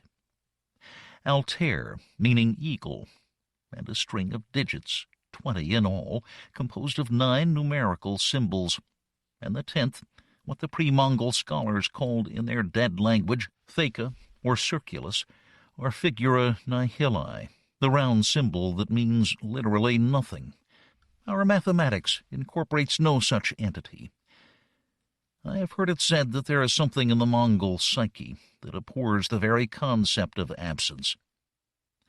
Our mathematics cannot have served us badly, for upon its back we have built a 500-year-old galactic empire, even if the Korkoi gave us the true keys to that kingdom. But I have also heard it said that our system would have been much less cumbersome had we adopted that Arabic symbol for nothing. No matter.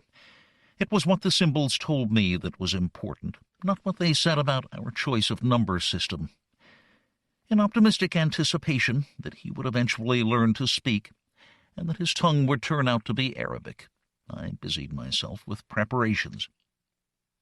For a provincial thug, Chilian had a library as comprehensive as anything accessible from NHK. I retrieved primers on Arabic, most of which were tailored for use by security operatives hoping to crack Islamist terror cells, and set about trying to become an interpreter. But when the man woke, which was weeks later, by which time it felt as if I had been studying those primers for half my life, all my preparations might as well have been for nothing. He was sitting up in bed, monitored by machines and watched by hidden guards, when I came into the room. Aside from the technician who had first noticed his return to consciousness, the man had seen no other human being since his arrival. I closed the door and walked to his bedside. I sat down next to him, adjusting the blue silk folds of my skirt decorously. "I am Yellow Dog," I told him in Arabic, speaking the words slowly and carefully. "You are among friends. We want to help you, but we do not know much about you." He looked at me blankly. After a few seconds I added, "Can you understand me?" His expression and response told me everything I needed to know.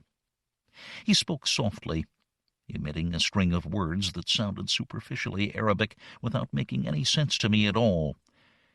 By then I had listened to enough recordings to know the difference between Arabic and baby talk, and all I was hearing was gibberish. "I'm sorry," I said. "I do not understand you. Perhaps if we started again, slower this time." I touched a hand to my breast. "I am Yellow Dog. Who are you?" He answered me then, and maybe it was his name, but it could just as easily have been a curt refusal to answer my question. He started looking agitated, glancing around the room as if it was only now that he was paying due regard to his surroundings. He fingered the thin cloth of his blanket and rubbed at the bandage on his arm where a catheter had been inserted. Once more I told him my name and urged him to respond in kind, but whatever he said this time was not the same as his first answer. "Wait," I said, remembering something, a contingency I had hoped not to have to use. I reached into my satchel and retrieved a printout. I held the filmy paper before me and read slowly from the Adhan, the Muslim call to prayer.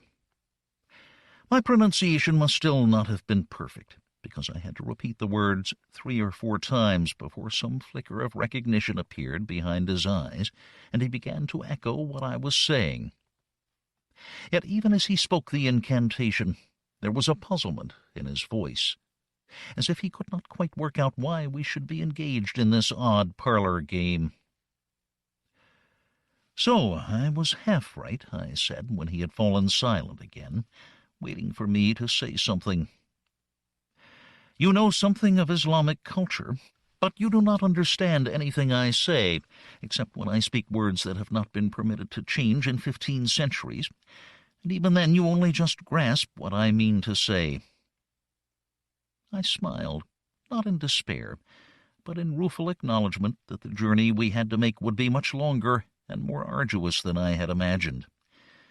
Continuing in Mongol, so that he could hear my tongue, I said, "But at least we have something, my friend. A stone to build on. That's better than nothing, isn't it?" "Do you understand me now?" he asked, in flawless Mongol. I was astonished, quite unable to speak. Now that I had grown accustomed to his baldness and pallor, I could better appreciate those aspects of his face that I had been inclined to overlook before. He had delicate features, kind and scholarly. I had never been attracted to men in a sexual sense, and I could not say that I felt any such longing for this man. But I saw the sadness in his eyes, the homesick flicker that told me he was a long way from family and friends, such as I have never known but can easily imagine, and I knew that I wished to help him. "You speak our language," I said eventually, as if the fact of it needed stating. "It is not a difficult one." "What is your name?" "I caught something that sounded like filthy hound, but that cannot have been correct." I was trying to speak Arabic, and failing obviously. "My name is Yellow Dog. It's a code, an operational identifier, therefore not your real name." "Ariuna," I said softly. "I use it sometimes, but around here they call me Yellow Dog." "Muhunad," he said, touching his sternum. "Muhunad," I repeated. Then, "If you understood my name, or thought you understood it, why didn't you answer me until I spoke Mongolian? My Arabic can't be that bad, surely." "You speak Arabic like someone who has only heard a whisper of a whisper of a whisper. Some of the words are almost recognizable, but they are like glints of a gold in a stream." He offered me a smile, as if it hurt him to have to criticize. "You were doing your best. But the version of Arabic I speak is not the one you think you know. How many versions are there?" "More than you realize, evidently." He paused. "I think I know where I am. We are inside the Mongol expansion. We were on the same track until 6:59 by my calendar." "What other calendar is there?" "You count from the death of a warrior deity. We count from the flight of the prophet from Mecca. The year now is 1604 by the Caliphate's reckoning, 999 by your own, 2226 by the calendar of the United Nations. Really, we are quibbling over mere centuries. The smiling ones use a much older dating system, as they must." I interrupted him. "What are you talking about? You are an emissary from a previously hidden Islamic state, that is all.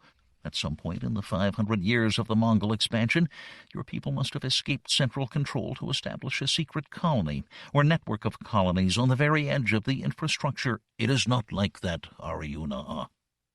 Not like that at all." Then he leaned higher on the bed, like a man who had just remembered an urgent errand. "How exactly did I get here? I had not been tasked to gather intelligence on the Mongols, not this time around." "The lemurs," I answered. "We found you with them." I watched him shudder, as if the memory of something awful had only just returned. "You mean I was their prisoner, I think." Then he looked at me curiously. "Your questions puzzle me, Ariuna. Our data on the Mongols was never of the high test quality, but we had always taken it for granted that you understood." "Understood what?" "The troubling nature of things," he said. The cable car pitched down from the boarding platform, ducking beneath the base of the immense walking platform. After a short while it came to an abrupt halt, swaying slightly. Chil-Yan pulled out his binoculars and focused on a detail under the platform, between the huge, slowly moving machinery of the skeletal support legs. "There," he said, passing me the binoculars. I took them with trembling hands. I had been on my way to Muhunad for one of our fruitless but not unpleasant conversational sessions when Chil-Yan's men had diverted me to the cable car platform. What am I supposed to be looking at? "Press the stud on the side." I did so. Powerful gyroscopes made the binoculars twist in my hands, tracking and zooming in on a specific object, a thing hanging down from the underside like the weight on the end of a plumb line. I recalled now the thing I had seen the first time Chil-Yan had accompanied me in the cable car, the thing that he had been examining with the binoculars. I had thought it was some kind of test probe, were drilling gear being winched back into the platform. I saw now that I had been wrong. I did need to see his face to know that I was looking at Muhunad. He had been stuffed into a primitive spacesuit, blackened by multiple exposures to scorching heat and corrosive elements. They had him suspended from his feet, with his head nearest the ground. He was being lowered down towards one of those outgassing rifts in the surface of the Ching Shui moon. "You can't be doing this," I said. "If there was any other way," Chilian said, in a tone of utter reasonableness.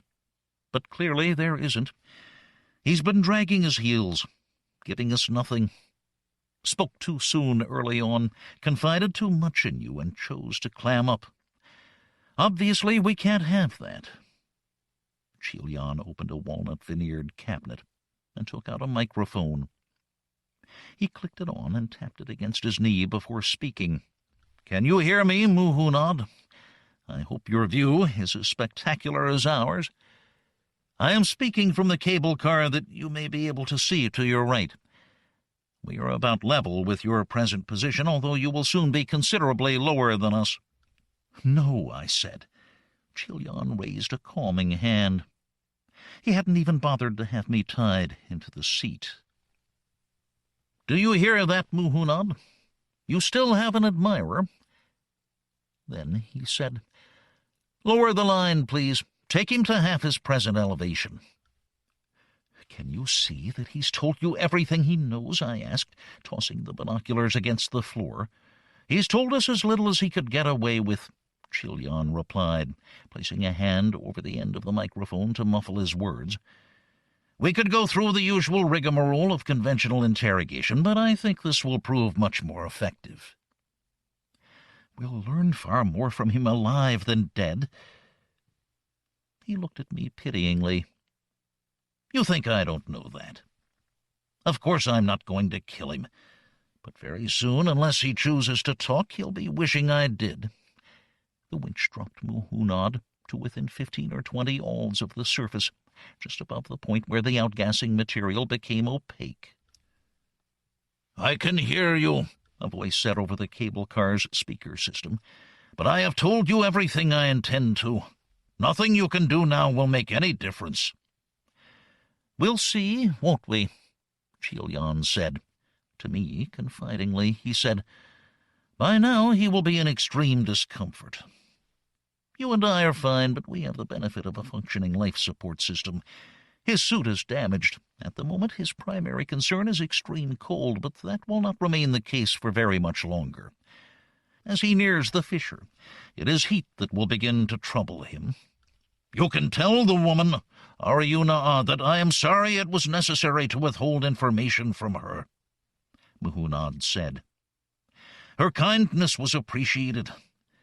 I think she is the only one of you with a heart."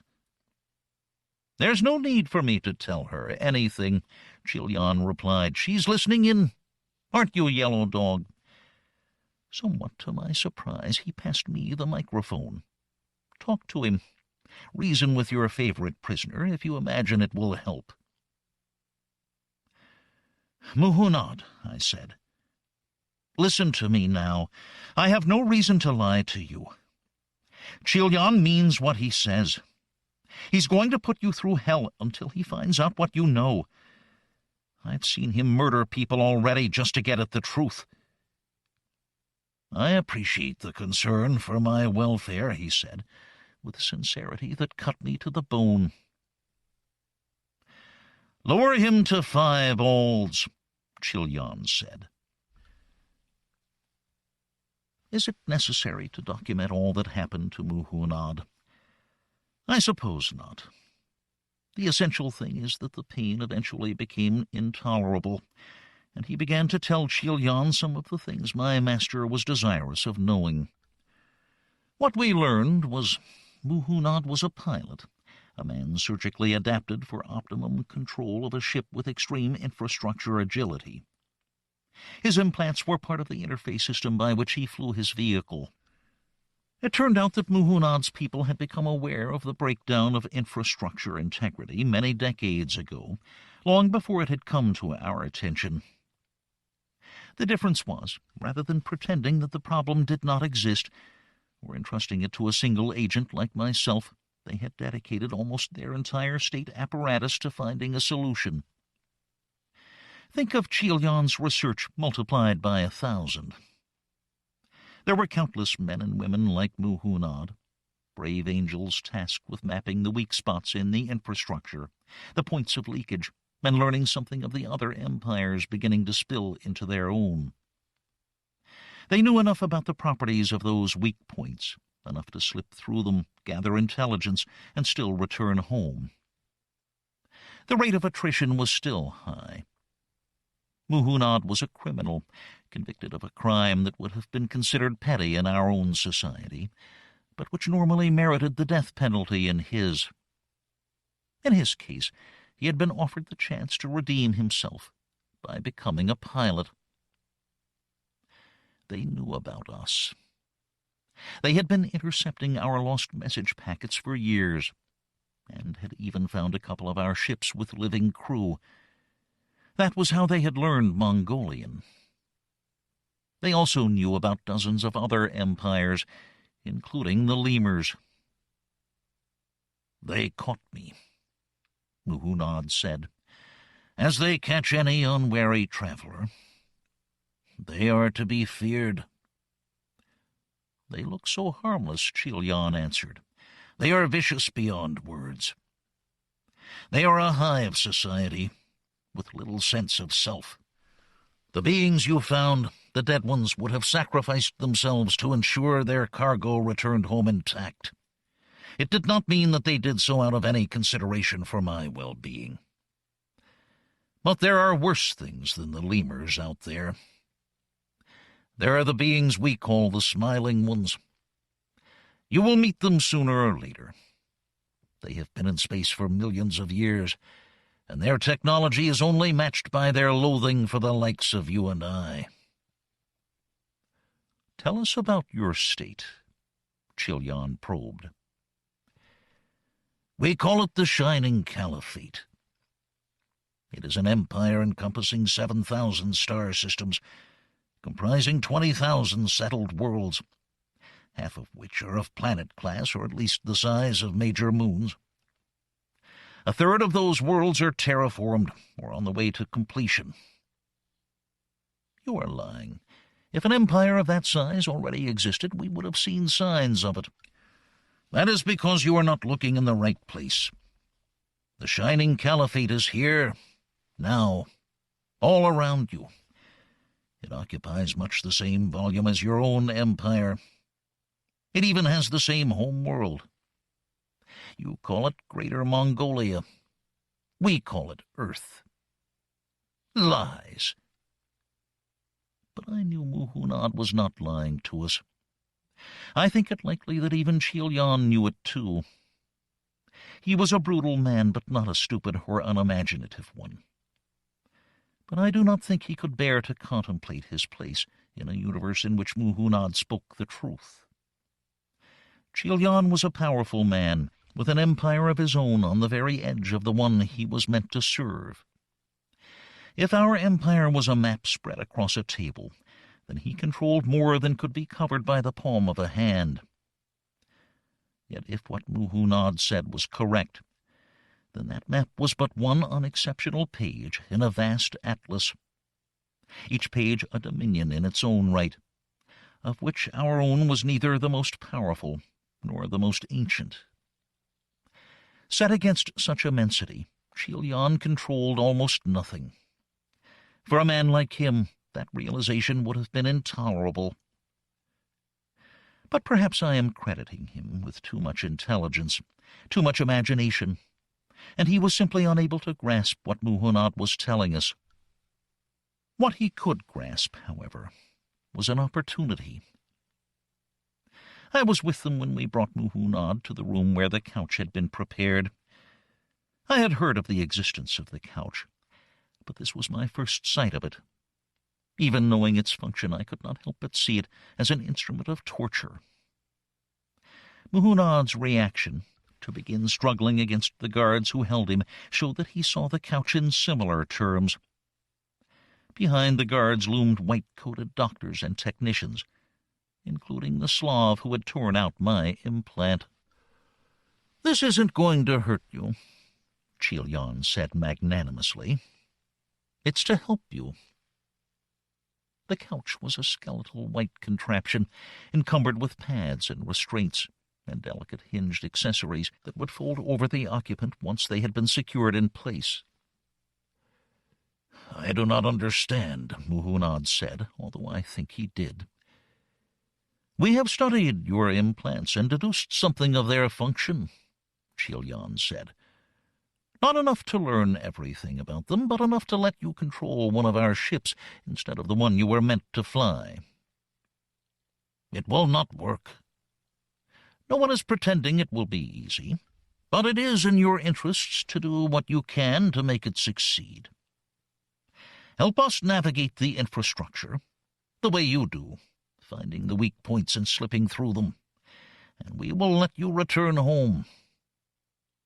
"I do not believe you." "You have no option but to believe me.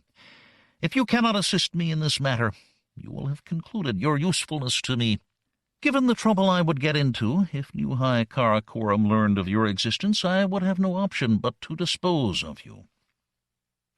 "He means it," I said forcefully.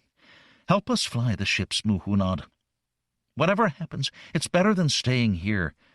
He looked at me as if I was the one thing in the universe he was willing to trust.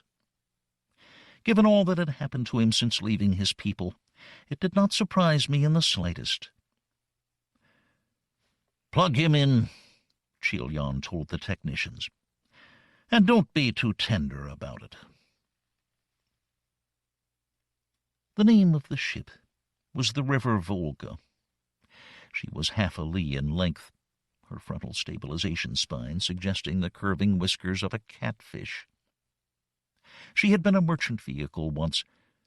Latterly, she had been equipped for scouring the Parvan tract for phantom relics, and most recently she had been hardened and weaponed for an exploratory role. She would carry 6 of us, Muhunad, Chilyan, Uugan, and 2 more members of the technical staff. Their names were Jura and Batbayar, and myself. Next to her, identical in almost all respects, was the Mandate of Heaven. The only significant distinction between the 2 craft was that Muhunad would be piloting the River Volga, while the Mandate of Heaven followed close behind, slaved to follow the same trajectory to within a fraction of an auld. The navigation and steering mechanisms of both ships had been upgraded to permit high agility maneuvers, including reversals, close proximity wall skimming, and suboptimal portal transits. It did not bear thinking about the cost of equipping those 2 ships, or where the funds had been siphoned from, but I supposed the citizens of the Kuchlug Special Administrative Volume would be putting up with the hardships for a little while longer. We spent 5 days in shakedown tests before entering the tract, scooting around the system, dodging planets and moons in high-G swerves. During that time, Muhunad's integration into the harness was slowly improved. More and more ship systems brought under his direct control until he reported the utmost confidence in being able to handle the River Volga during infrastructure flight. "Are you sure?" I asked. "Truly, Hariyuna. This ship feels as much a part of me as anything I ever flew in the Shining Caliphate. But indescribably less sophisticated. I would not wish to hurt your feelings. Given your resources, you have not done too badly."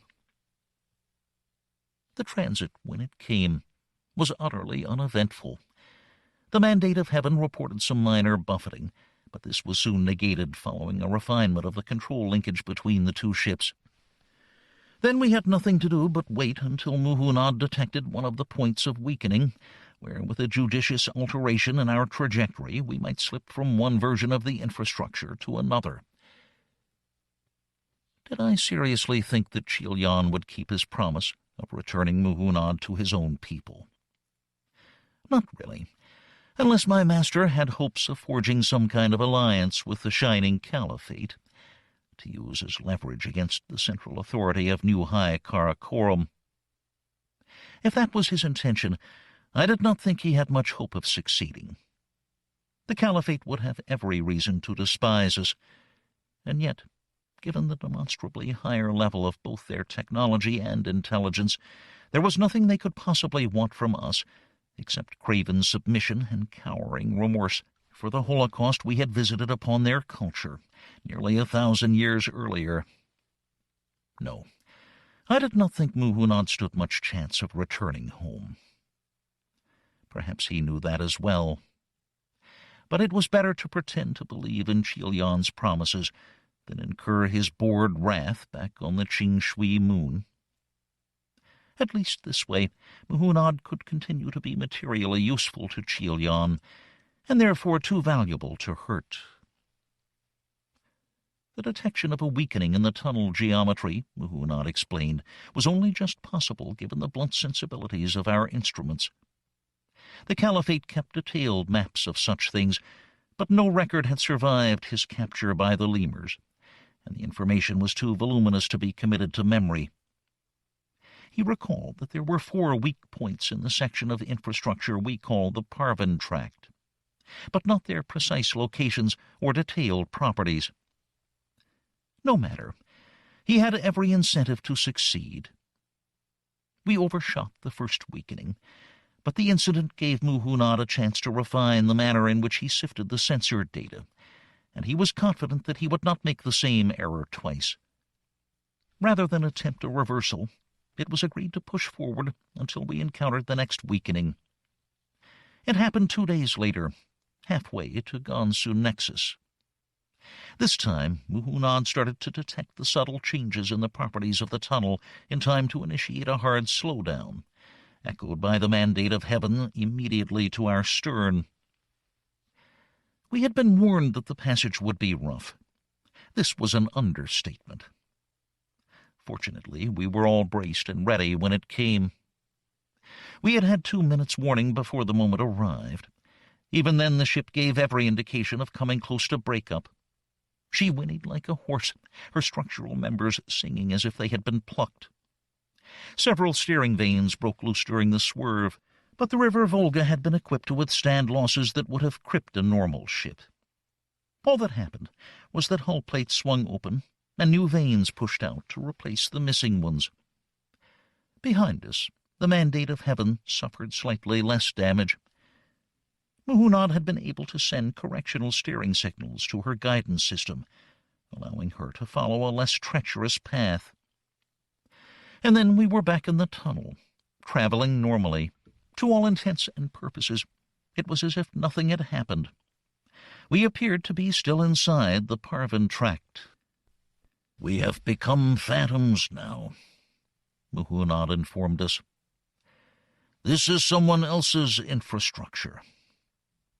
Chilyan leaned over the control couch, where our pilot lay in a state of partial paralysis, wired so deeply into the River Volga's nervous system that his own body was but an incidental detail. Around us, the bridge instruments recorded normal conditions of infrastructure transit. "Where are we?" "There's no way of telling. Not with these sensors. Not until we emerge." "In the Gansu Nexus?" "Yes," he replied. "Or whatever they call it. There will be risks. You will not have seen many phantoms emerge into your version of the Nexus because most such ships will make every effort to slip through another weakening." "Why?" He spoke as if the answer should have been obvious. "Because unless they are pilots like me on specific intelligence-gathering missions, they would rather keep transitioning between versions of the infrastructure than emerge into what is likely to be a densely populated interchange. Eventually, they hope to detect the microsignatures in the tunnel physics that indicate that they have returned home." "Signatures which we can't read," I said. "I will attempt to refine my interpretation of the sensor data. Given time, I may be able to improve matters, but that is some way off." "We'll take our chances with Gansu," Chilyan said. There was, as I understood it, a small but non-negligible possibility that the weakening had shunted us back into our own version of the tract. We would know if we emerged into the Nexus and I saw advertisements for Sorkin-Shira rental ponies. Muhunad assured us, however, that such an outcome was very unlikely. Once we were elsewhere, we would only get home again by throwing the dice repeatedly until our own special number came up. For all that, when we did emerge into the Gansu Nexus, my first thought was that Muhunad had been wrong about those odds. Somehow or other we had beaten them and dropped back into our own space. As the door opened to admit us back into the spherical volume of the hollowed-out moon, I had the same impression of teeming wealth, of a city packed tight around the central core, of luminous messages rising up the 99 golden spokes, of the airspace thick with jewel-bright ships and gaudily patterned moth-like shuttles, the glittering commerce of 10,000 worlds. And yet, it only took a second glimpse to see that I was wrong. This was no part of the Mongol expansion. The ships were wrong. The shuttles were wrong. Cruder and clumsier than even our most antiquated ships. The city down below had a haphazard ramshackle look to it, its structures ugly and square-faced. The message on the spokes were spelled out in the angular letters of that pre-Mongol language Latin. I could not tell if they were advertisements, news reports, or political slogans. We slowed down, coming to a hovering standstill relative to the golden spokes and the building-choked core. The mandate of heaven had only just cleared the portal entrance, with the door still open behind it. I presumed that some automatic system would not permit it to close with a ship still so close. Chilyan was a model of patience by his standards. He gave Muhunad several minutes to digest the information arriving from the River Volga's many sensors. "Well, pilot?" he asked, when that interval had elapsed. "Do you recognize this place?" "Yes," Muhunad said, "I do. And we must leave, now." "Why so nervous? I've seen those ships. They look even more pathetic and fragile than ours must have seemed to you." "They are. But there is no such thing as a harmless interstellar culture. These people have only been in space for a couple of 100 years. Barely 150 since they stumbled on the infrastructure, but they still have weapons that could hurt us. Worse, they are aggressors." "Who are they?" I whispered.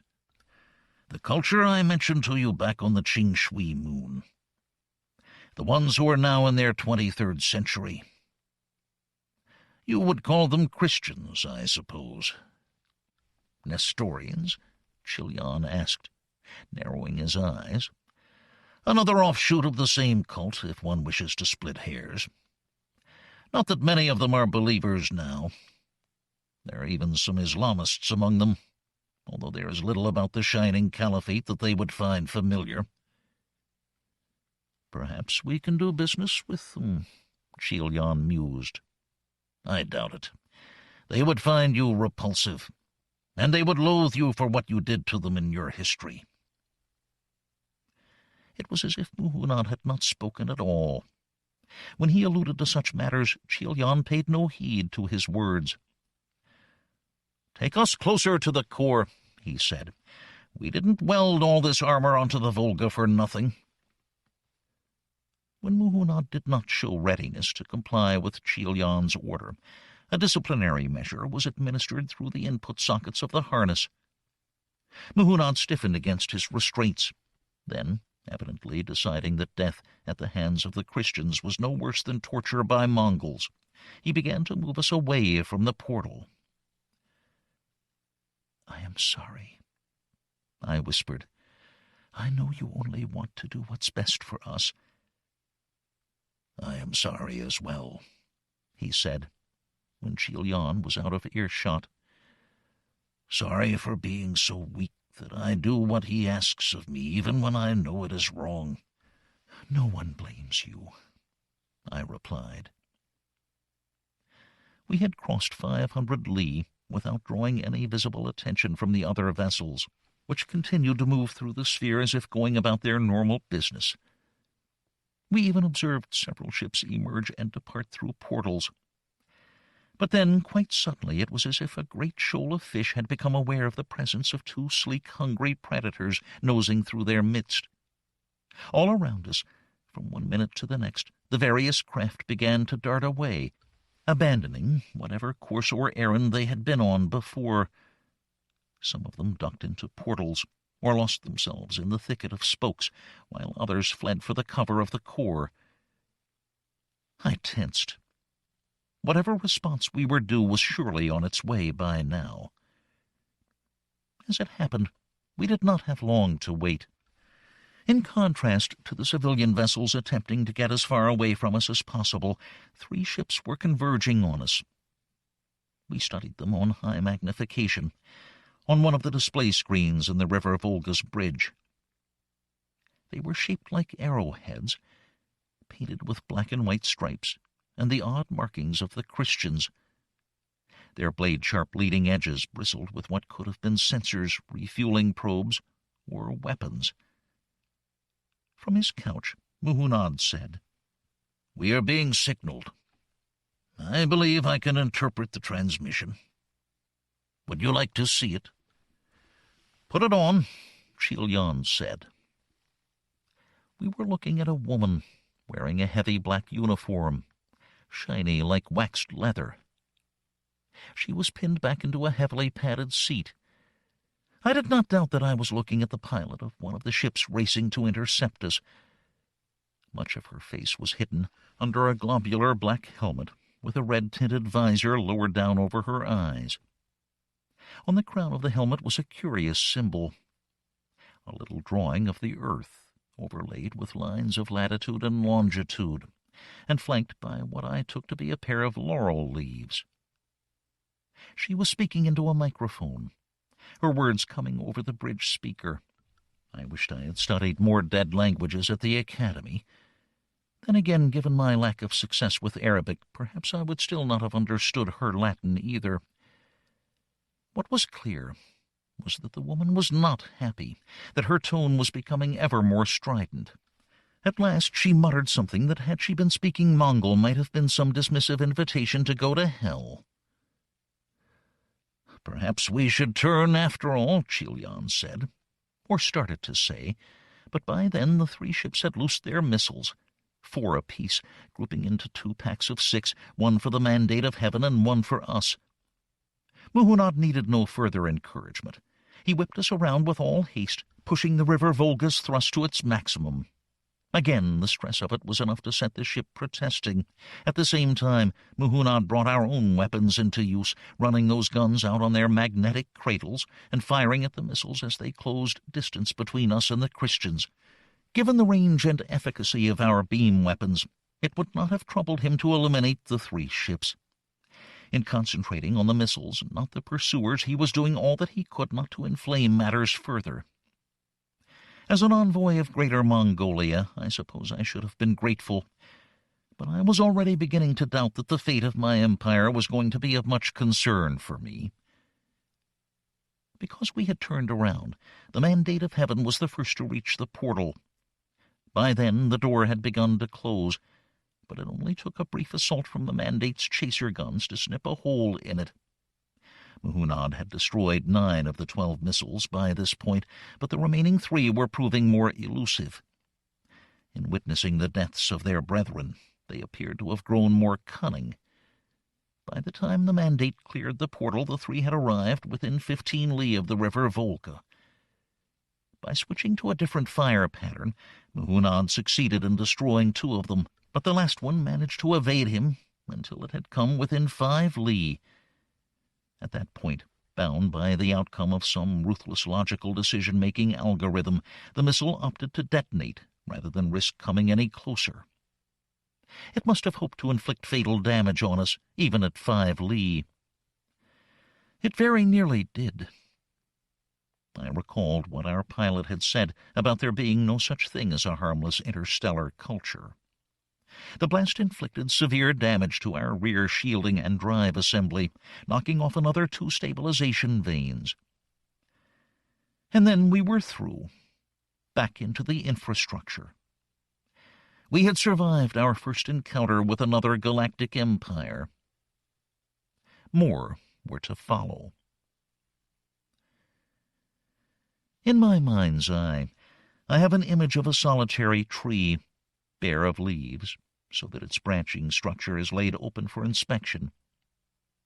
The point where each branch diverges from a larger limb is a moment of historical crisis, where the course of world events is poised to swerve onto one of 2 tracks. Before his death, our founder spoke of having brought a single law to the 6 directions of space, words that have a deep resonance for all Mongols, as if it was our birthright to command the fundamental fabric of reality itself. They were prescient words, too, for the bringing of unity to Greater Mongolia, let alone the first faltering steps toward the expansion, had barely begun. 54 years after his burial, our fleet conquered the islands of Japan, extending the empire as far east as it was possible to go. But the day after our fleet landed, a terrible storm battered the harbors of those islands, one that would surely have repelled or destroyed our invasion fleet had it still been at sea. At the time, it was considered a great good fortune, a sure sign that heaven had ordained this invasion by delaying that storm. Yet who is to say what would have become of Japan had it not fallen under Mongol authority?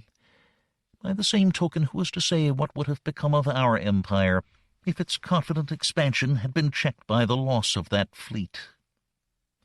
We might not have taken Vienna and the cities of Western Europe, and then the great continents on the other side of the ocean. I thought of Muhunad's shining caliphate. The common view is that the Islamists were monotheistic savages until swept under the tide of the Mongol Enlightenment. But I am mindful that history is always written by the victors. We regard our founder as a man of wisdom and learning first, and a warrior second, a man who was respectful of literacy, curious about the sciences, and who possessed a keen thirst for philosophical inquiry. Might the conquered have viewed him differently, I wonder? Especially if our empire fell, and we were not there to gilden his name. No matter. All that need concern us is that solitary tree, that multiplicity of branches reaching ever upward. After the moment of crisis, the point of bifurcation, there should be no further contact between one branch and the next. In one branch, the Mongols take the world. In another, the Islamists. In another, some obscure sect of Christians. In another, much older branch, none of these empires ever become a gleam in history's eye. In an even older one, the lemurs are masters of creation, not some hairless monkey. But what matters is that all these empires eventually find the infrastructure.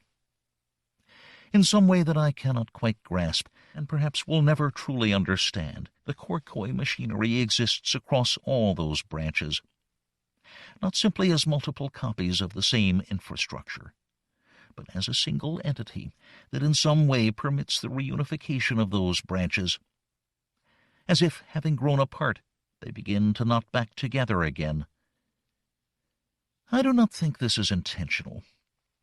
If it were, the leaky nature of the infrastructure would have been apparent to us 500 years ago. It seems more likely to me that it is growing leaky, that some kind of insulation is beginning to wear away, an insulation that prevents history short-circuiting itself, as it were. But perhaps I am wrong to second-guess the motives of aliens whose minds we will never know. Perhaps all of this is unfolding according to some inscrutable and deliriously protracted scheme of our unwitting, worm-like benefactors. I do not think we will ever know.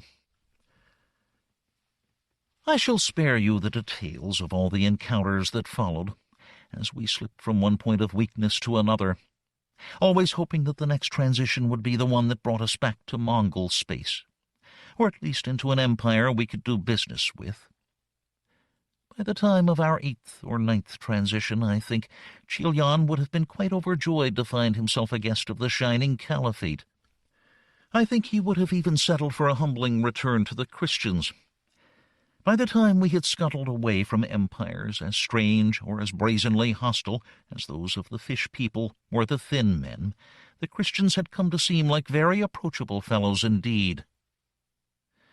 But it was not to be.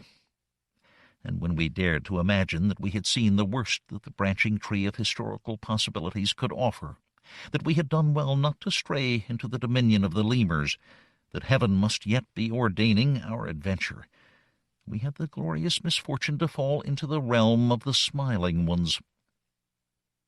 They came hard and fast, and did not trifle with negotiation. Their claw-like green ships moved without thrust, cutting through space as if space itself was a kind of fluid they could swim against. Their beam weapons etched glimmering lines of violet across the void, despite the fact that they were being deployed in hard vacuum. They cut into us like scythes. I knew then that they could have killed us in a flash, but that they preferred to wound, to maim, to toy. The river Volga twisted like an animal in agony, and then there was a gap in my thoughts wide enough for a lifetime. The first thing that flashed through my mind, after I returned to consciousness, was frank amazement that we were still alive, that the ship had not burst open like a ripe fruit and spilled us all into vacuum. The second thing was that, given the proximity of the attacking vehicles, our stay of execution was unlikely to be long. I did not need the evidence of readouts to tell me that the river Volga had been mortally wounded.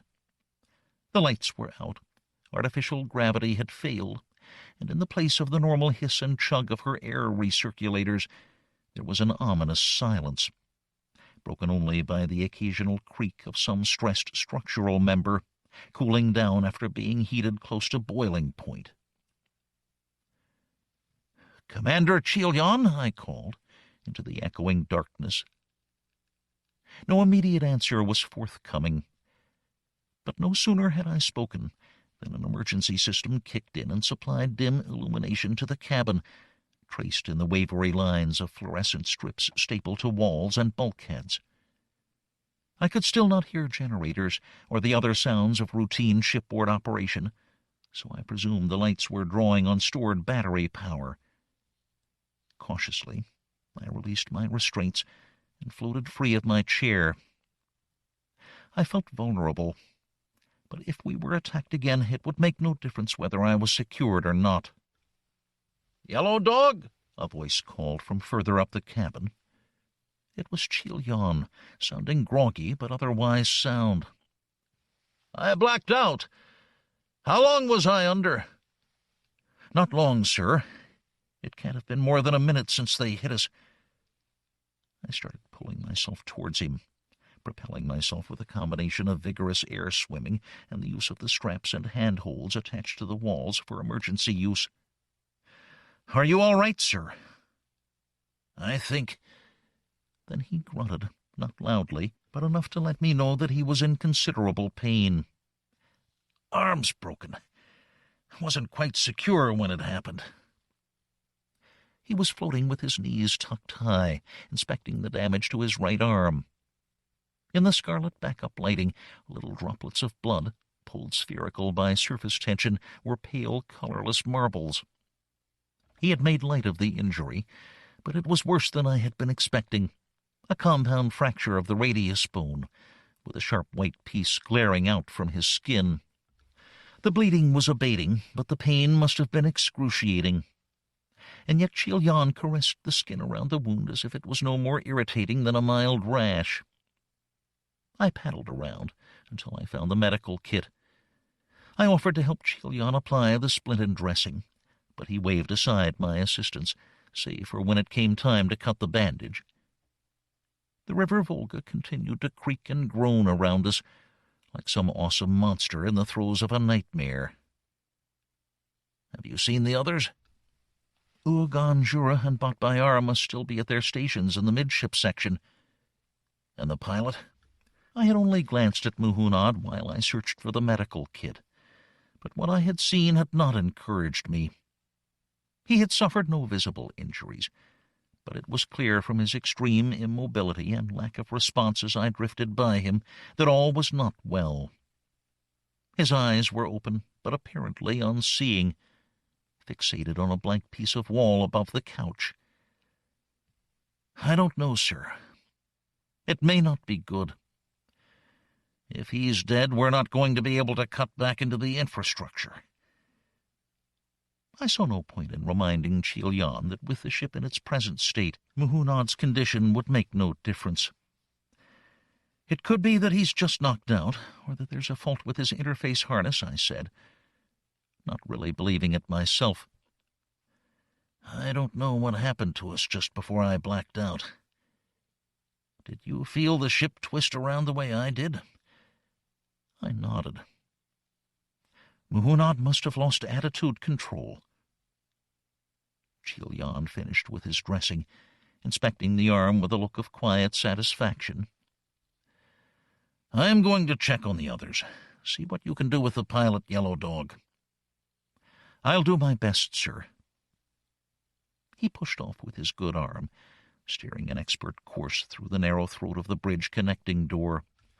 I wondered what he hoped to do if the technical staff were dead or injured, or otherwise incapable of assisting the damaged ship. I sensed that Chilyan preferred not to look death in the eye until it was almost upon him. Forcing my mind to the matter at hand, I moved to the reclined couch that held Muhunad. I positioned myself next to him, anchoring in place with a foothold. I examined the harness, checking the various connectors and status readouts, and could find no obvious break or weakness in the system. That did not mean that there was not an invisible fault, of course. Equally, if a power surge had happened, it might well have fried his nervous system from the inside out with little sign of external injury. We had built safeguards into the design to prevent that kind of thing, but I had never deceived myself that they were foolproof. "I'm sorry, Muhunad," I said quietly. "You did well to bring us this far. No matter what you might think of me, I wanted you to make it back to your own people." Miraculously, his lips moved. He shaped a word with a mere ghost of breath. "Ariuna." I took hold of his gloved hand, squeezing it as much as the harness allowed. "I'm here, right by you." "I cannot see anything," he answered, speaking very slowly. "Before, I could see everything around me, as well as the sensory information reaching me from the ship's cameras. Now I only have the cameras, and I am not certain that I am seeing anything meaningful through them. Sometimes I get flashes, as if something is working, but most of the time it is like looking through fog." "Are you sure you can't make some sense of the camera data?" I asked. "We only have to pass through the infrastructure portal." "That would be like threading the eye of a needle from halfway around the world, Ariuna. Besides, I think we are paralyzed. I have tried firing the steering motors, but I have received no confirmation that anything has actually happened. Have you felt the ship move?" I thought back to all that had happened since the attack. In the last few minutes, nothing at all. "Then it must be presumed that we are truly adrift, and that the control linkages have been severed." He paused. "I am sorry. I wish the news was better." "Then we need help," I said. "Are you sure there's nothing else out there? The last time we saw it, the Mandate of Heaven was still in one piece. If she could rendezvous with us, she might be able to carry us all to the portal." After a moment, he said, "There There is something, an object in my vicinity, about 120 li out, but I only sense it intermittently. I would have mentioned it sooner, but I did not wish to raise your hopes." Whatever he intended, my hopes were rising now. Could it be the mandate? It is something like the right size, and in something like the right position. We need to find a way to signal it, to get it to come in closer. At the moment, they have no reason to assume any of us are alive. If I signal it, then the enemy will also know that some of us are still alive." Muhunad answered. "I am afraid I do not have enough directional control to establish a tight beam lock. I am not even certain I can broadcast an omnidirectional transmission." "Broadcast what?" Chilion asked, drifting into the bridge. I wheeled around to face him. I had not been expecting him to return so quickly. "Muhunad says there's a good chance the Mandate of Heaven is nearby. Since we don't seem to be able to move, she's our only chance of getting out of here." "Is she intact?" "No way to tell. There's definitely something out there that matches her signature. Problem is, Muhunad isn't confident that we can signal her without letting the enemy know we're still around." "It won't make any difference to the enemy. They'll be coming in to finish us off no matter what we do. Send the signal." After a moment, Muhunad said, "It's done. But I do not know if any actual transmission has taken place. The only thing I can do is monitor the Mandate and see if she responds. If she has picked up our signal, then we should not have long to wait. A minute, maybe two. If we have seen nothing after that time, I believe we may safely assume the worst." We waited a minute, easily the longest in my life. Then another. After a third, there was still no change in the faint presence Muhunad was seeing. "I am more certain than ever that it is the Mandate," he informed us. "The signature has improved. It matches very well with no sign of damage. She is holding at 120 li. But she is not hearing us." "Then we need another way of signaling her," I said. "Maybe if we ejected some air into space." "Too ambiguous," Chilion countered. "Air might vent simply because the ship was breaking up long after we were all dead. It could easily encourage them to abandon us completely. What do we need this ship for in any case? We may as well eject the lifeboats. The Mandate of Heaven can collect them individually." After an instant of reflection, Muhunad said, "I think the commander is correct. There is nothing to be gained by staying aboard now. At the very least, the lifeboats will require the enemy to pursue multiple targets." There were 6 lifeboats, one for each of us. "Let's go," Chilion replied. "I'll see you at the lifeboats," I said.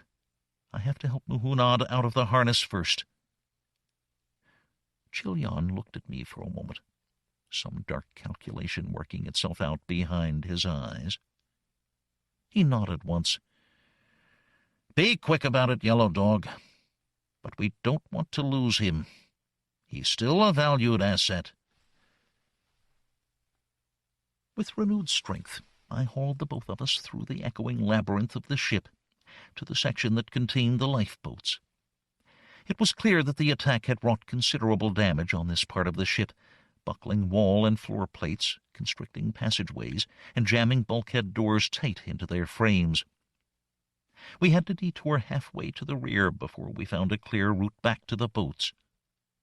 Yet though we were ready to don suits if necessary, we never encountered any loss of pressure. Sandwiched between layers of the River Volga's outer hull was a kind of foam that was designed to expand and harden upon exposure to vacuum, quickly sealing any leaks before they presented a threat to the crew. From the outside, that bulging and hardening foam would have resembled a mass of swollen dough erupting through cracks in the hull. There were 6 lifeboats accessed through 6 armored doorways, each of which was surmounted with a panel engraved both with operating instructions and stern warnings concerning the penalties for improper use. Chilion was floating at the far end, next to the open doorway of the 6th boat. I had to look at him for a long, bewildered moment before I quite realized what I was seeing. I wondered if it was a trick of my eyes, occasioned by the gloomy lighting. But I had made no mistake. Next to Chil-Yan, floating in states of deceptive repose, were the bodies of Jura and Bat-Bayar.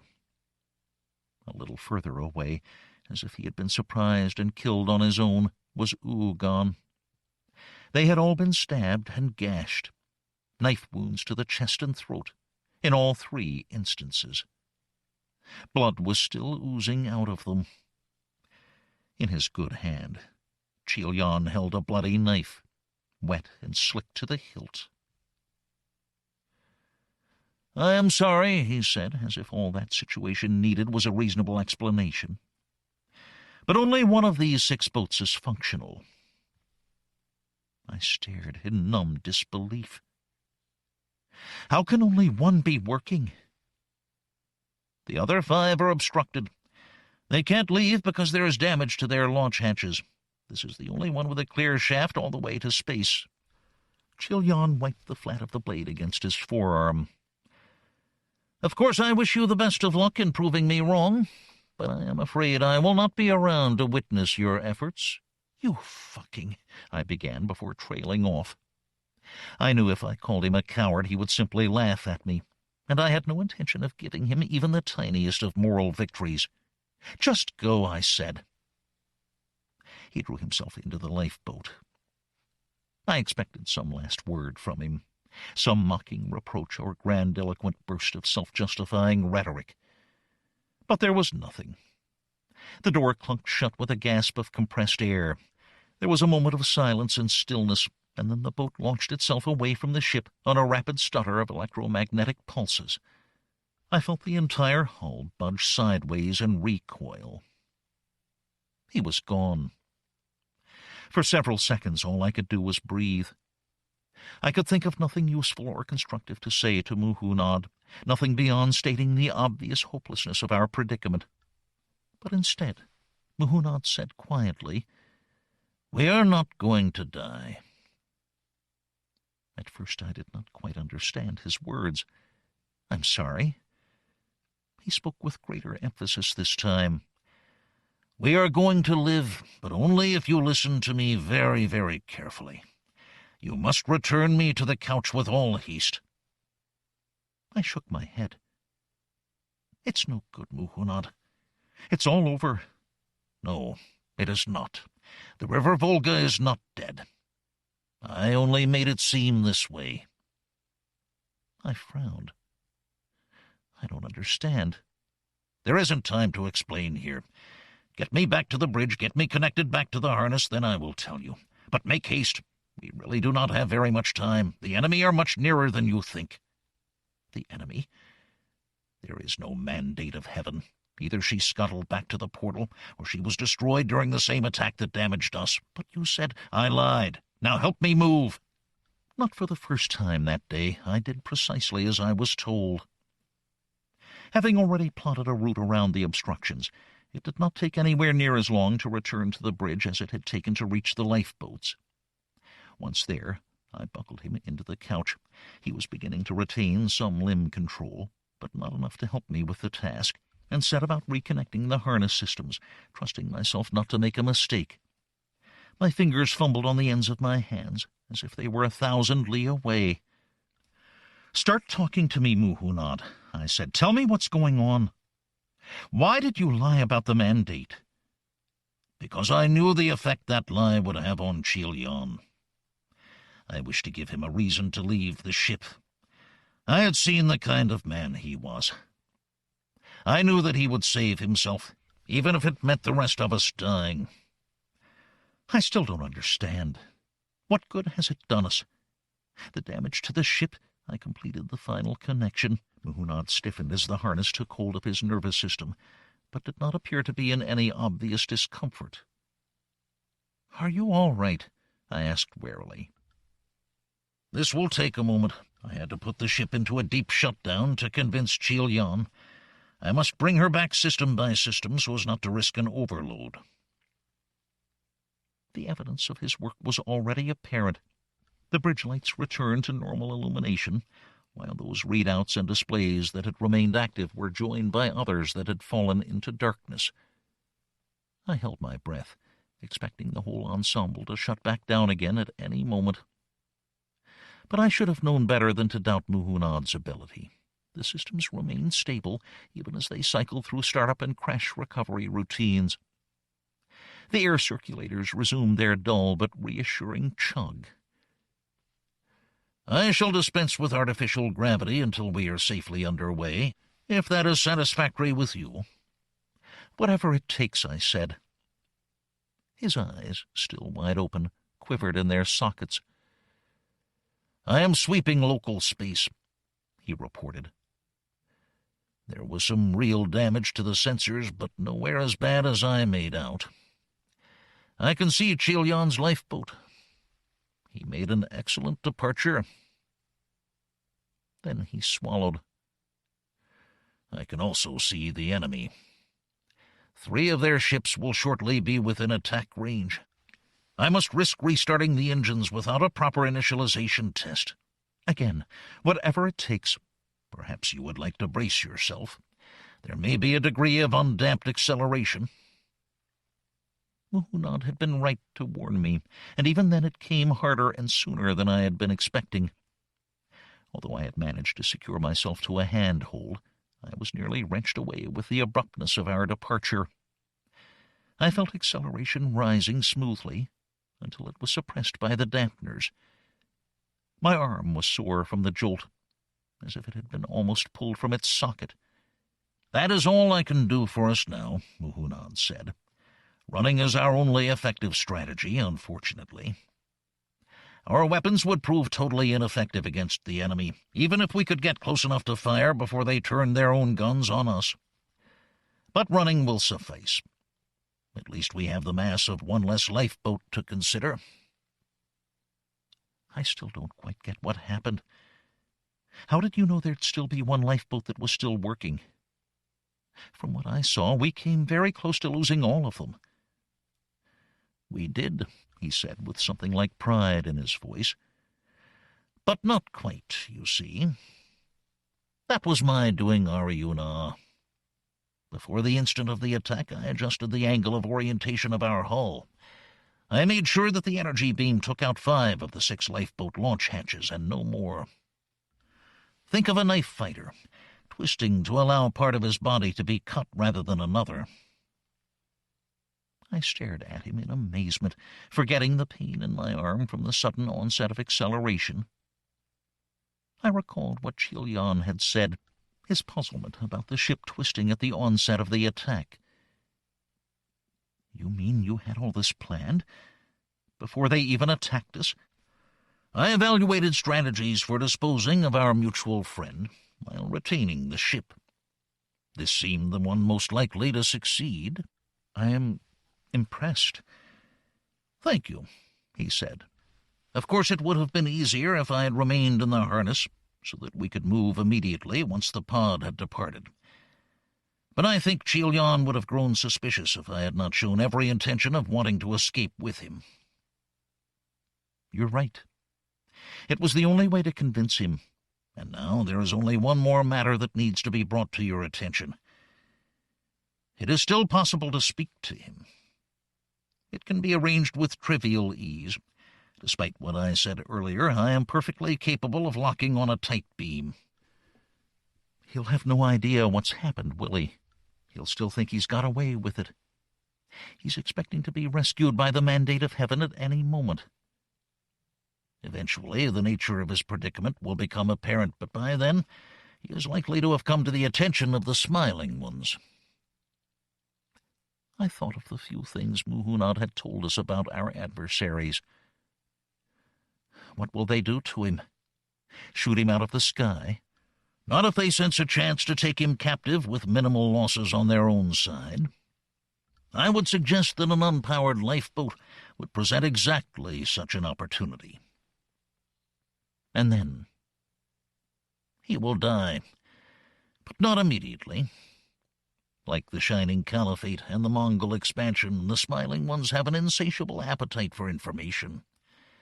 They will have found others of his kind before, just as they have found others of mine.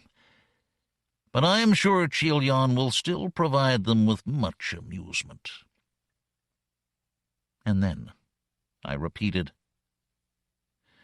an appetite of another kind will come into play. The smiling ones are cold-blooded creatures, reptiles. They consider the likes of us, the worm, the mammalian, to be a kind of affront.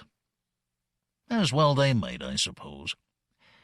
All those millions of years ago, we ate their eggs. I absorbed what he said, thinking of Chilion falling to his destiny, unaware for now of the grave mistake he had made. Part of me was inclined to show clemency, not by rescuing him, which would place us dangerously close to the enemy, but by firing on him so that he might be spared an encounter with the smiling ones. But it was not a large part. Time to portal, Muhunad? 6 minutes on our present heading. Do you wish to review my intentions? No, I said after a moment. I trust you to do the best possible job. You think we'll make it into the infrastructure without falling to pieces? If Allah is willing.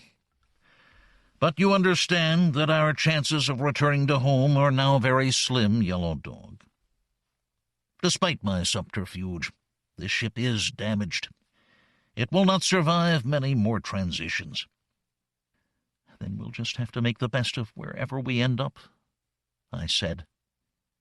It will not feel like home to either of us, he replied, his tone gently warning, as if I needed reminding of that.